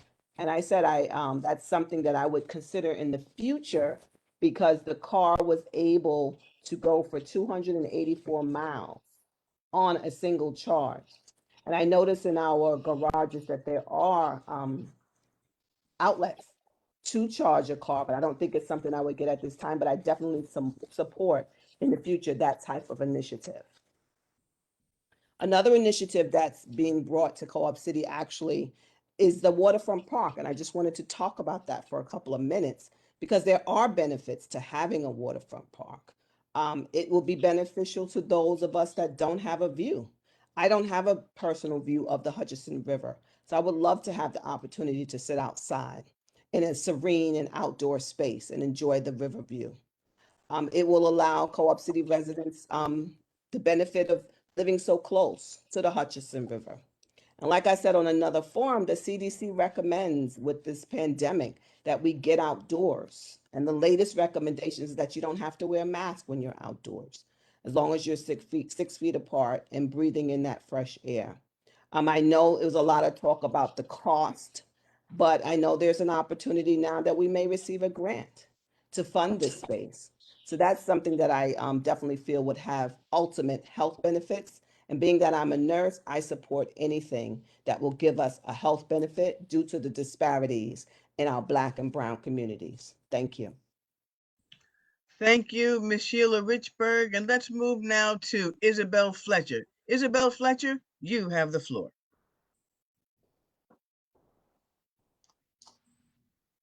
Sorry. I also agree with my team members here and saying that a waterfront park would be beautiful. It will help the community. It will beautify the community. It will enrich us in that way.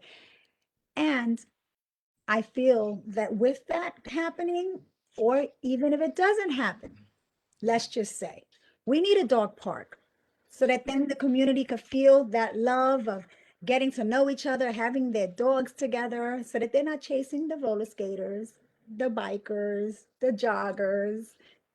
I think that'll be really helpful for our community.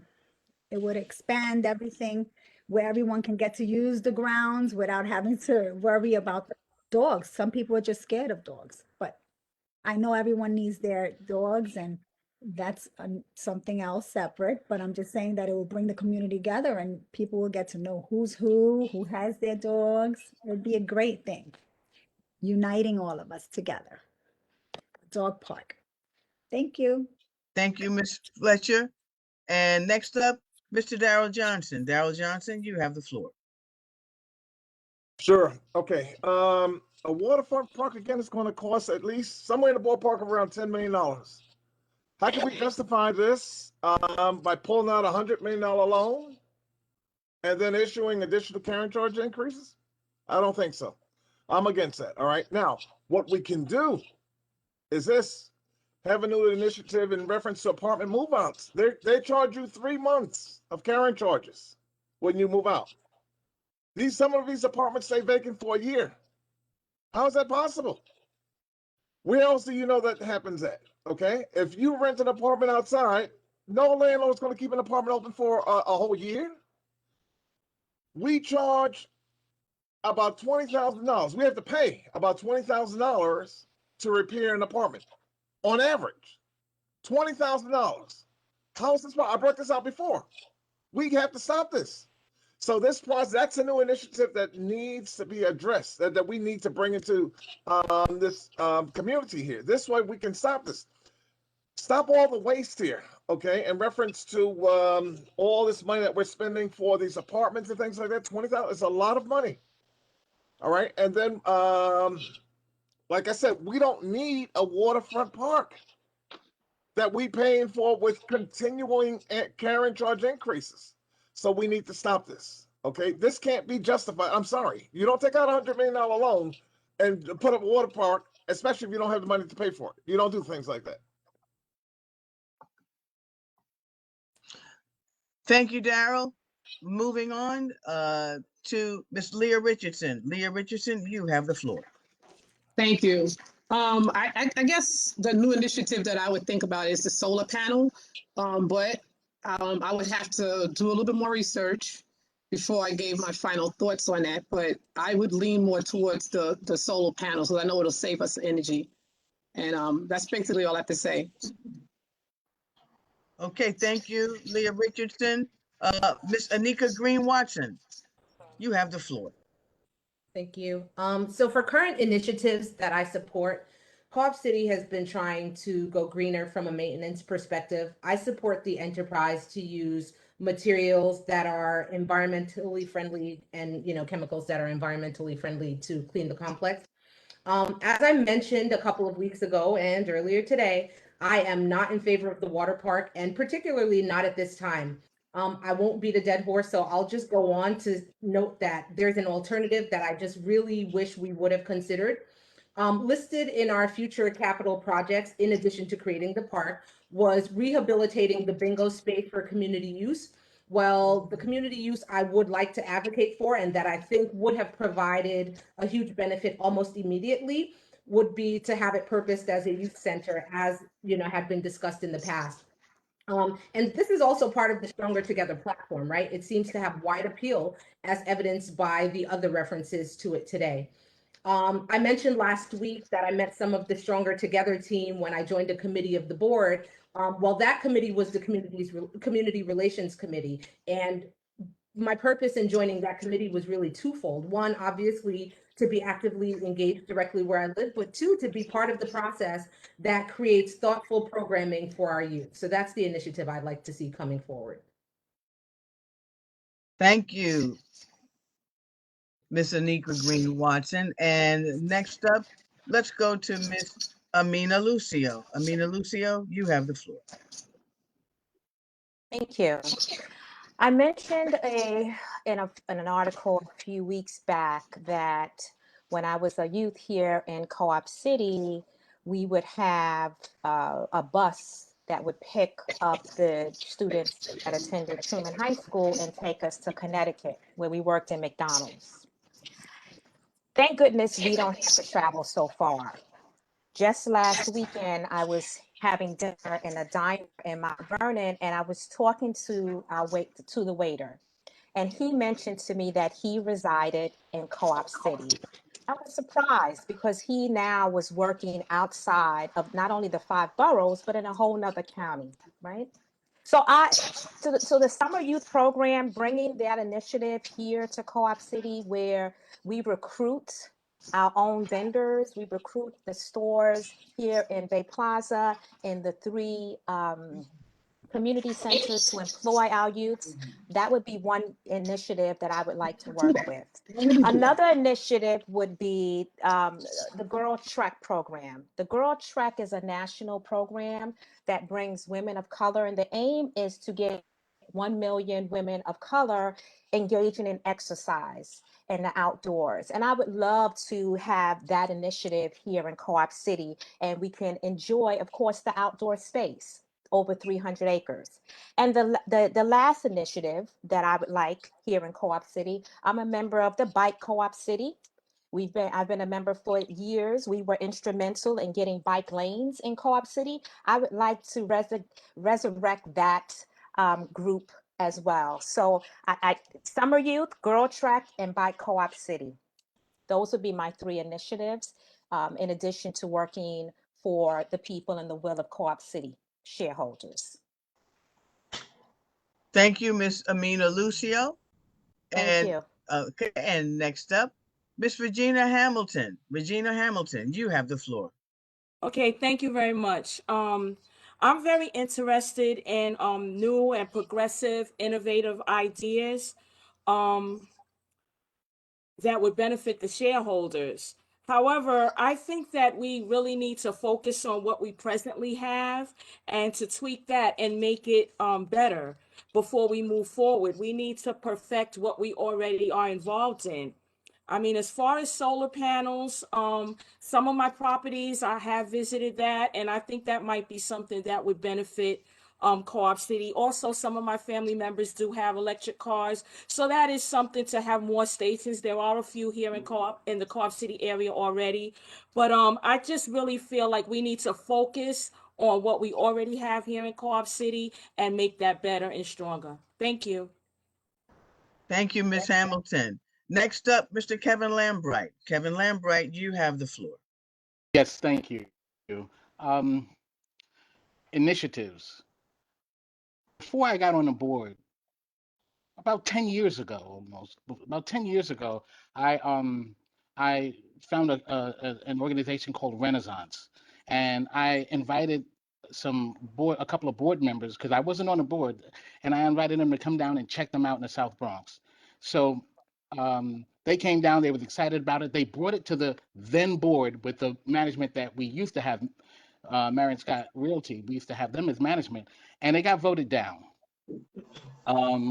Then when Cleve Taylor successfully removed Marion Scott, a board member suggested, came up with the idea of bringing in Renaissance, and they voted it in, and so it came in. So now we have Renaissance, the music for our children. That's excellent. It works out really well. Also, back then, I also suggested that the orientation be changed, because I was just on the committee as a shareholder, not a board member. When I became co-chair, I actually pushed it forward and actually upgraded it. And you will see that in about a month or two from now. There are several things that I want to bring to Co-op City that's going to affect you as a shareholder directly. And that's the free rent program that in other select communities that have proven to work so well and to save people so much money that they can keep in their pockets. My time's up. Thank you, Kevin Lambright. And next up, Miss Akeisha Neely. Akeisha Neely, you have the floor. So as we all know, the Bronx has an issue with the asthma rates. Co-op City does not fall in that category, but I feel that if we have the solar panels and the cars, we'll create more green energy in Co-op City. So I am in favor of that. But an initiative that I would like to see happen is, yes, we have the issue for the bingo hall and turning it into a youth center. But I would like to also see an intergenerational mentoring program, because we have people that are retiring earlier, so they may not know what to do or any new skills, and then we have the youth that may benefit from their transferable skills, and we have seniors that are in JASA and other programs that could help the other people that are now retiring early transition into the retirement life. So I would like to see an intergenerational program happen in Co-op City. That way it would touch the human aspect of Co-op City and would foster a better environment for not only the youth of Co-op City, but also every age group in Co-op City. Because as a Girl Scout leader, I see how much it means to the youth when we reach back and we talk to them. And I see in the different organizations that I'm in that it makes a difference from generation to generation, because we can all encourage and mentor at any age level. Thank you. Thank you, Miss Akeisha Neely. And next up, Miss Monique Coleman, forgive me. Monique Coleman, you have the floor. Thank you, Michelle. So many good ideas. So I absolutely support new initiatives. I love the idea of solar panels and electric vehicles, because I feel like that is the future. And, we're already doing a great job with our power plant. And, I feel like solar panels is probably just an extension of that idea to, harvest power and manifest even more. But I think that if I were to, for me, I would want to dig my arms or my hands into our cable problem. We have a monopoly in our community. Some have called it a marketing agreement.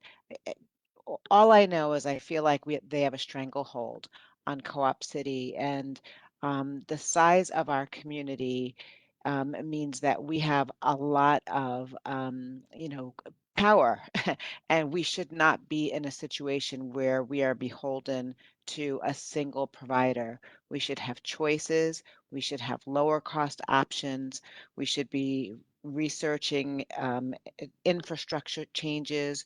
We should try to own our own infrastructure. We should have more than one option, and it shouldn't be as expensive as it is.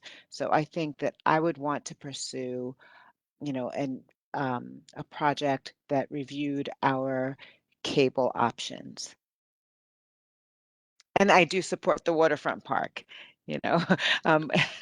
We've been in a pandemic, and I also want to pursue any interest that furthers our health and wellness. I love Amina's idea of having a. Time up. Okay, thank you. I can't see the timing. Thank you. Thank you, Monique Coleman. Thank you all for your answers, eloquently stated by all, and good luck to all. And now I will turn the mic back over to our chairperson, Ms. Francine Reva Jones. Thank you so much. Beautiful comments, very good statements. You all did well. And now we're closing out the entire forum. All three forums now have been held, and we're up for closing remarks now. So let's go in reverse order again. Leslie Peterson, we'll begin with you.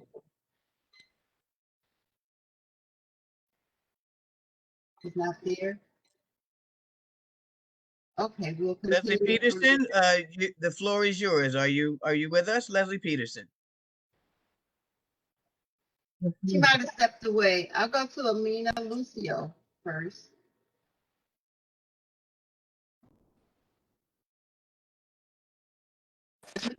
Yes. Thank you. Thank you, friends, neighbors, for tuning in this evening. Thank you, Election Committee, for affording us this opportunity to share our vision and mission with the community. For those who have tuned in late, my name is Amina Lucio, and I am a daughter of Co-op City, growing up in Section 4 and now residing in Section 1. I attended MS 180 and Truman High School. And let me first state before I go on that this has been a wonderful experience, sharing our ideas on this forum and speaking to the community, and also just learning the processes involved with being a director. Again, my mantra is education, empowerment, and advocacy. My career and most of my downtime is spent assisting family and children with special needs. I'd like us to finalize the securement of the youth center and a local summer youth program. I'd like to see the return of an advisory council with representatives from each building and townhouse. I'd like to work on decreasing the turnaround time of vacant apartments and sellable apartments. I'd like to have this locked in exclusive marketing agreement with Optimum. So I would be researching the interim what other companies would like to Co-op City. And although we have a low crime rate, I'd like to explore the most efficient use of Time up. Okay, sorry, I didn't see the timer. That's okay. Okay, next we have, is Leslie back yet? Okay, Anika Green Watson. Thank you, fellow shareholders, for attending and engaging in this election process. And thank you to those who submitted thoughtful questions. Thank you to the Election Committee for running this forum and others. As I mentioned in the first and second forums, and will continue to reiterate, the principles of cooperative living revolve around democratic control. I encourage you all to stay engaged with the process as you continue to make your choices for board candidates, but also beyond this election cycle. As I outlined in my opening statement, and as evident from the responses tonight, the Stronger Together team and Darrell Johnson bring a wealth of knowledge, insight, and experience to the table. And if you elect us, we will activate all of those resources to make sure Co-op City continues to be a great place to call home. We will channel community-focused thinking to achieve benefits for the collective. I hope we all take advantage of this process this year and vote for who we think can get the job done. If you haven't voted yet, I encourage you to vote to elect me, Anika Green Watson, and Akeisha Neely, and vote to re-elect Leah Richardson and Leslie Peterson, all for one and one for all. We are stronger together. And last but certainly not least, vote for Daryl Johnson, a truly independent board candidate who is dedicated to making Co-op City a better place to live. Thank you so much for your time. Have a good evening all and happy voting. Thank you, Anika Green Watson. Now, Daryl Johnson, you have the floor. It was wonderful to be with everyone. Thank you so much for everyone for listening to this broadcast here. Some of the things like I brought up before during this meeting here that we need to work on are noise complaints, the amount of money that we spend for apartment repairs, $20,000 on average to repair an apartment. This waterfront park, this is just complete nonsense in my opinion here. If you don't have the money to pay for a $10 million waterfront park, why would you go take out a loan and do this whole thing? It doesn't make any sense. What are you going to get? You can't charge any money to go into that waterfront park. If you were going to build a Disney World, or if you were going to build something that's going to make you a lot of money, then I would say, okay, fine, look, take out a loan and let's do a waterfront park, okay? But that's not going to happen here. The cooperators are going to get carrying charge increases just to pay for that waterfront park. We can't support that. That's just complete nonsense in my opinion. So the annual carrying charge increases need to stop. This $100 million pull out refinancing and pull out $100 million to pay for capital projects that we already paid for since 2012. We've been receiving annual increases for capital projects. It's wrong, okay? So that needs to stop. This management fee, $50,000 that our managing agent wants. He wants to bring the salary up to $600,000, all right? It's wrong. So I want to encourage this community to please vote for the Stronger Together team. Leah Richardson, Leslie Peterson, Akeisha Neely, Anika Green Watson. I will do my best to help these ladies and this community to become #1 in New York City. I want to thank everyone for attending this meeting. Thank you. Thank you, Daryl Johnson. Is Leslie Peterson back yet? You hear me? Oh, yes. Okay. So should I go now? Yes, go ahead. Okay, because I sent you a message in the chat that my screen all of a sudden froze. Oh, sorry. Yeah. The Stronger Together team is pleased to be endorsed by respected members and active participants in the community. Reverend Deborah Jenkins, former director and president of the Riverbay Fund. Helen Atkins, former president of the Riverbay Board of Directors. Rod Saunders, second vice president of the Riverbay Board of Directors. Leah Graham, former director of the Riverbay Board, and Shirley Saunders, president of the Democratic Club. Stronger Together heard the issues involving repair appointments being scheduled months later. On our platform, Improved Restoration Services. Co-op City has always been a low crime area. That does not negate that shareholders have requested more visibility of our offices. Community policing, once a staple in this community, gave an additional sense of security. The shareholders are requesting it. Our platform increased CCPD visibility. After 50 years without, we believe it's time we provide a youth center for our youth. So yes, we should advocate to uphold the youth center agreement made to us by the city. We want to review the surcharge formula, advocate for unit upgrades, and expand senior programs. But vote by mail or online for Leslie Peterson, Leah Richardson, Anika Green Watson, and Akeisha Neely. All for one and one for all. We are stronger together. And please vote also for Daryl Johnson. If you want to learn more about us, visit AALL4board.com. Good night, everybody, and have a blessed evening. Thank you, Leslie Peterson. Now we have Regina Hamilton. Oh, wait a minute. Now we have Kevin Lambright. Okay, thank you. Now we've heard a lot this evening. Sometimes we get caught up in personalities and mixed messages.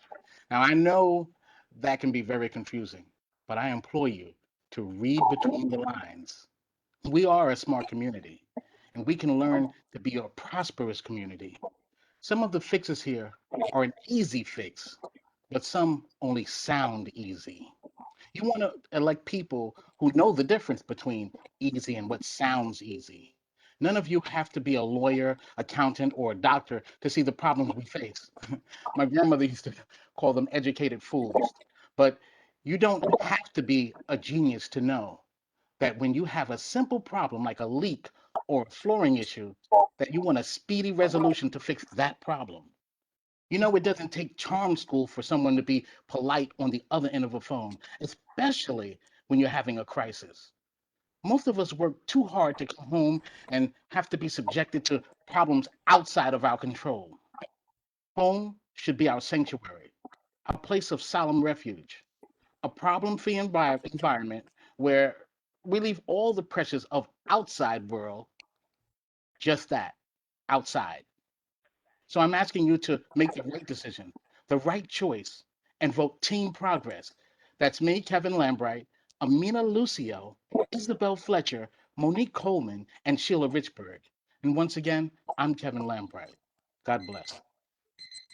Thank you, Kevin Lambright. Next up, we have Regina Hamilton.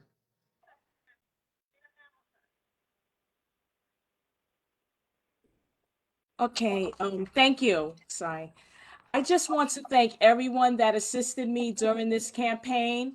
I thank my husband, children, and extended family and friends for their patience, support, and encouragement. I want to thank all the cooperators and Riverbay staff I have met over the last month or so that challenged me with thought-provoking questions and intriguing dialogue.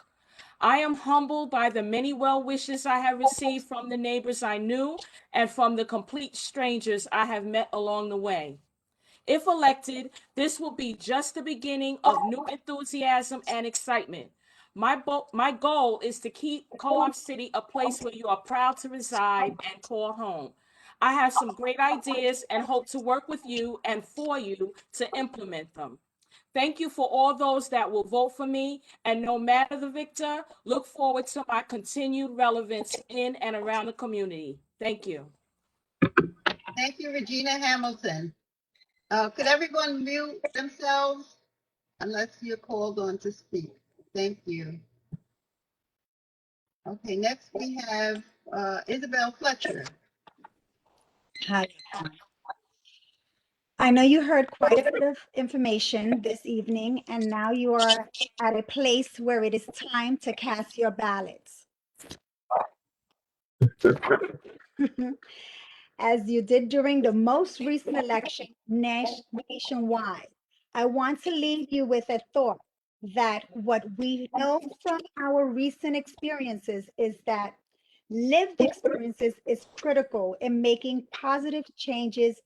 It is not just about positions people have held, but experiences where people are on the ground, hearing the concerns and the voices of the community and then addressing these concerns in real time, not getting caught up in policies and protocols and process. Team Progress is the vehicle to get your concerns to the forefront and effectively addressing your thoughts. I'm done, sorry. So please embrace your power and authority by voting in high numbers for a team that will represent you. Isabel Fletcher, my slate, Team Progress. Please vote for Kevin Lambright, Amina Lucille, Monique Coleman, Sheila Richburg. May you be prosperous and remain safe as we journey forward with a refreshed board of directors. Que todos tienen una noche buena. Good night. Thank you, Isabel Fletcher. Next up, we have Akeisha Neely. Thank you to the election committee. Thank you to the cooperators who are viewing this broadcast. I come to you as the product of, I call, a bench politician, right? My dad and his crew of guys would sit in front of the building and come up with what they thought was the best idea for Co-op City. And that was me, fourth grade Akeisha. Now I've gone through being the adult Akeisha, and I am on the ground with my community. You've seen me out there at the MTA protest. You've seen me out there possibly being your Girl Scout leader. You've seen me out there in the various organizations that I'm in. I'm just asking you, my community that has raised me, that has instilled that has instilled values in me, not only from my parents but from my community as well. I'm not about the throwing out names and all this other stuff. I think that we should rise above all of this. And I ask you to look and again read between the lines and read every article and remember to vote for Akeisha Neely, Anika Green Watson, Leslie Peterson, Leah Richardson, and of course Darrell Richardson. Darrell Johnson. I apologize. Once again, everyone have a great night. God bless. And remember, vote. Thank you, Akeisha Neely. Okay, now we're going to Leah Richardson for her closing statement. Yes, thank you. Thank you. I'm going to keep my remarks professional and educational. Thank you, shareholders, for your patience and your hard work of the election committee. I also like to thank the management and staff for their leadership and dedication, combined with their staff's teamwork and energy during these difficult times. Although we have had a few bumps in the road, we were still able to keep this community strong. When electing board directors, shareholders delegate them with their major responsibilities. Stronger together are independent thinkers who have come together for a common cause. We recognize the different needs of our shareholders and will work extremely hard to ensure those needs are met. Together, we will minimize bureaucracy, ensure communications, and sharing information about how decisions are made. These assets go a long way toward building community harmony. There is no substitution for communications between the corporation and the residents. Shareholders expect from their financial contribution to make sure that the community is safe, clean, and that the bills are paid with the expectation that the board members and management will provide these services with transparency and efficiency without overspending or unnecessarily wasting the corporation's funds. I believe that the platform Stronger Together signifies the strength our community needs. I am proud to support and hopefully work with a group of dynamic professional women. Anika Green Watson, Leader's Mind, will offer the board's critical thinking and a greater understanding of the complex issues that affect our community. Leslie Peterson's wealth of knowledge as a property manager for over 30 years. I am confident she is more than qualified to assume the position of board director. Akeisha Neely will take no nonsense, and she has a keen, inspiring, and analytical mind. Time's up? Yes, time out. Okay, thank you. Okay. Vote for us, Stronger Thank you, Together. Leah Richardson. Next we have Sheila Richburg. Yes, thank you. Thank you for having this third very informative forum. Thank you to the election committee, to IT, to the shareholders for sharing your time, to my special team, Team Progress.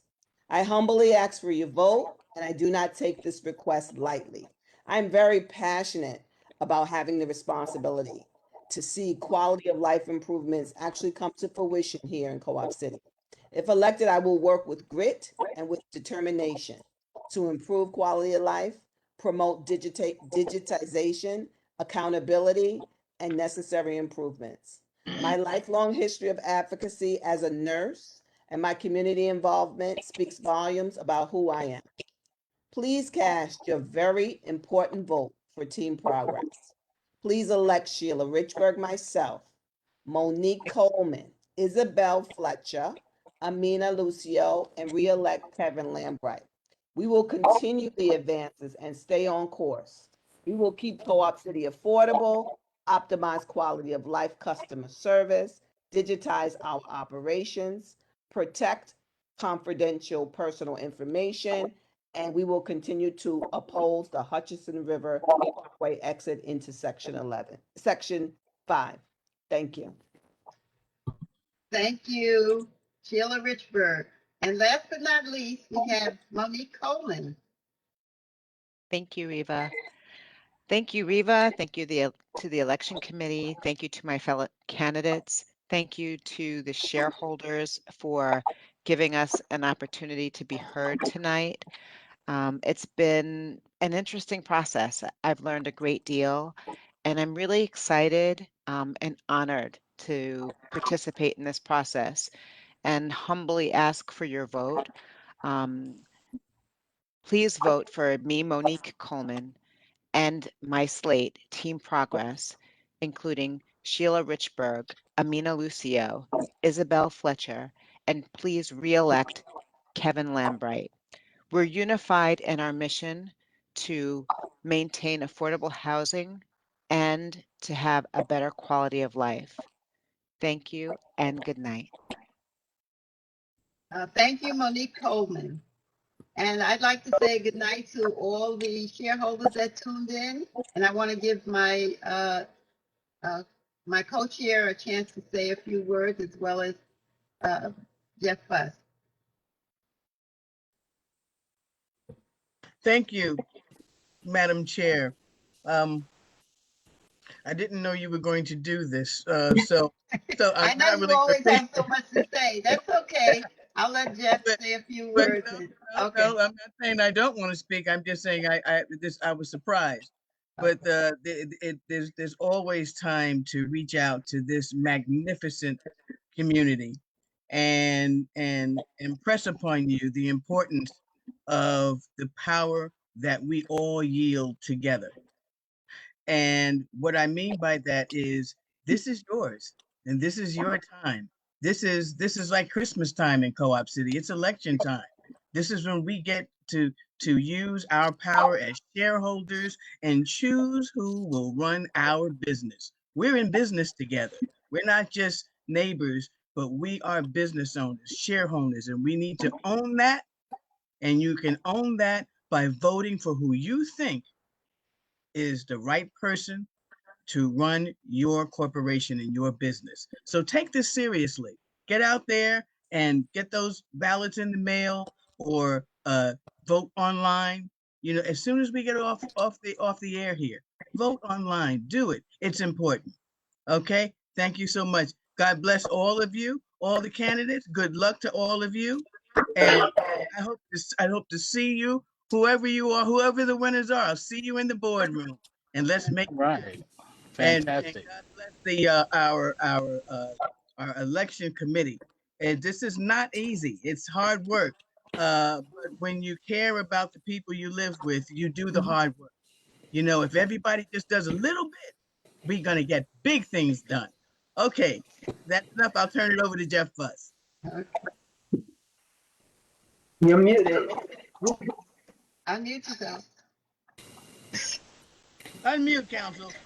Unmute. There we go. Thank you so much. And thank you, Michelle. I was a little nervous there, Francine, you were going to ask me to cut off Michelle. I didn't think that was going to be a good idea for me. But I really want to thank everyone involved in this process. First of all, it's such an honor to be an attorney working at Co-op City. It is an absolutely amazing community. And when you look at all the things that you have here at Co-op City, it's just a tremendous place for everyone. And it's all due to you and your hard work and your efforts and your pride as homeowners. Those of you that are watching this, that are shareholders, if you haven't voted, you can vote right now. You can take out your cell phone or your computer and you can go online and vote. You could also vote by dropping your ballot in the mail. I've seen a couple of candidates that have held up their ballots to show you what it is. Just drop it in, postage paid, and it gets there.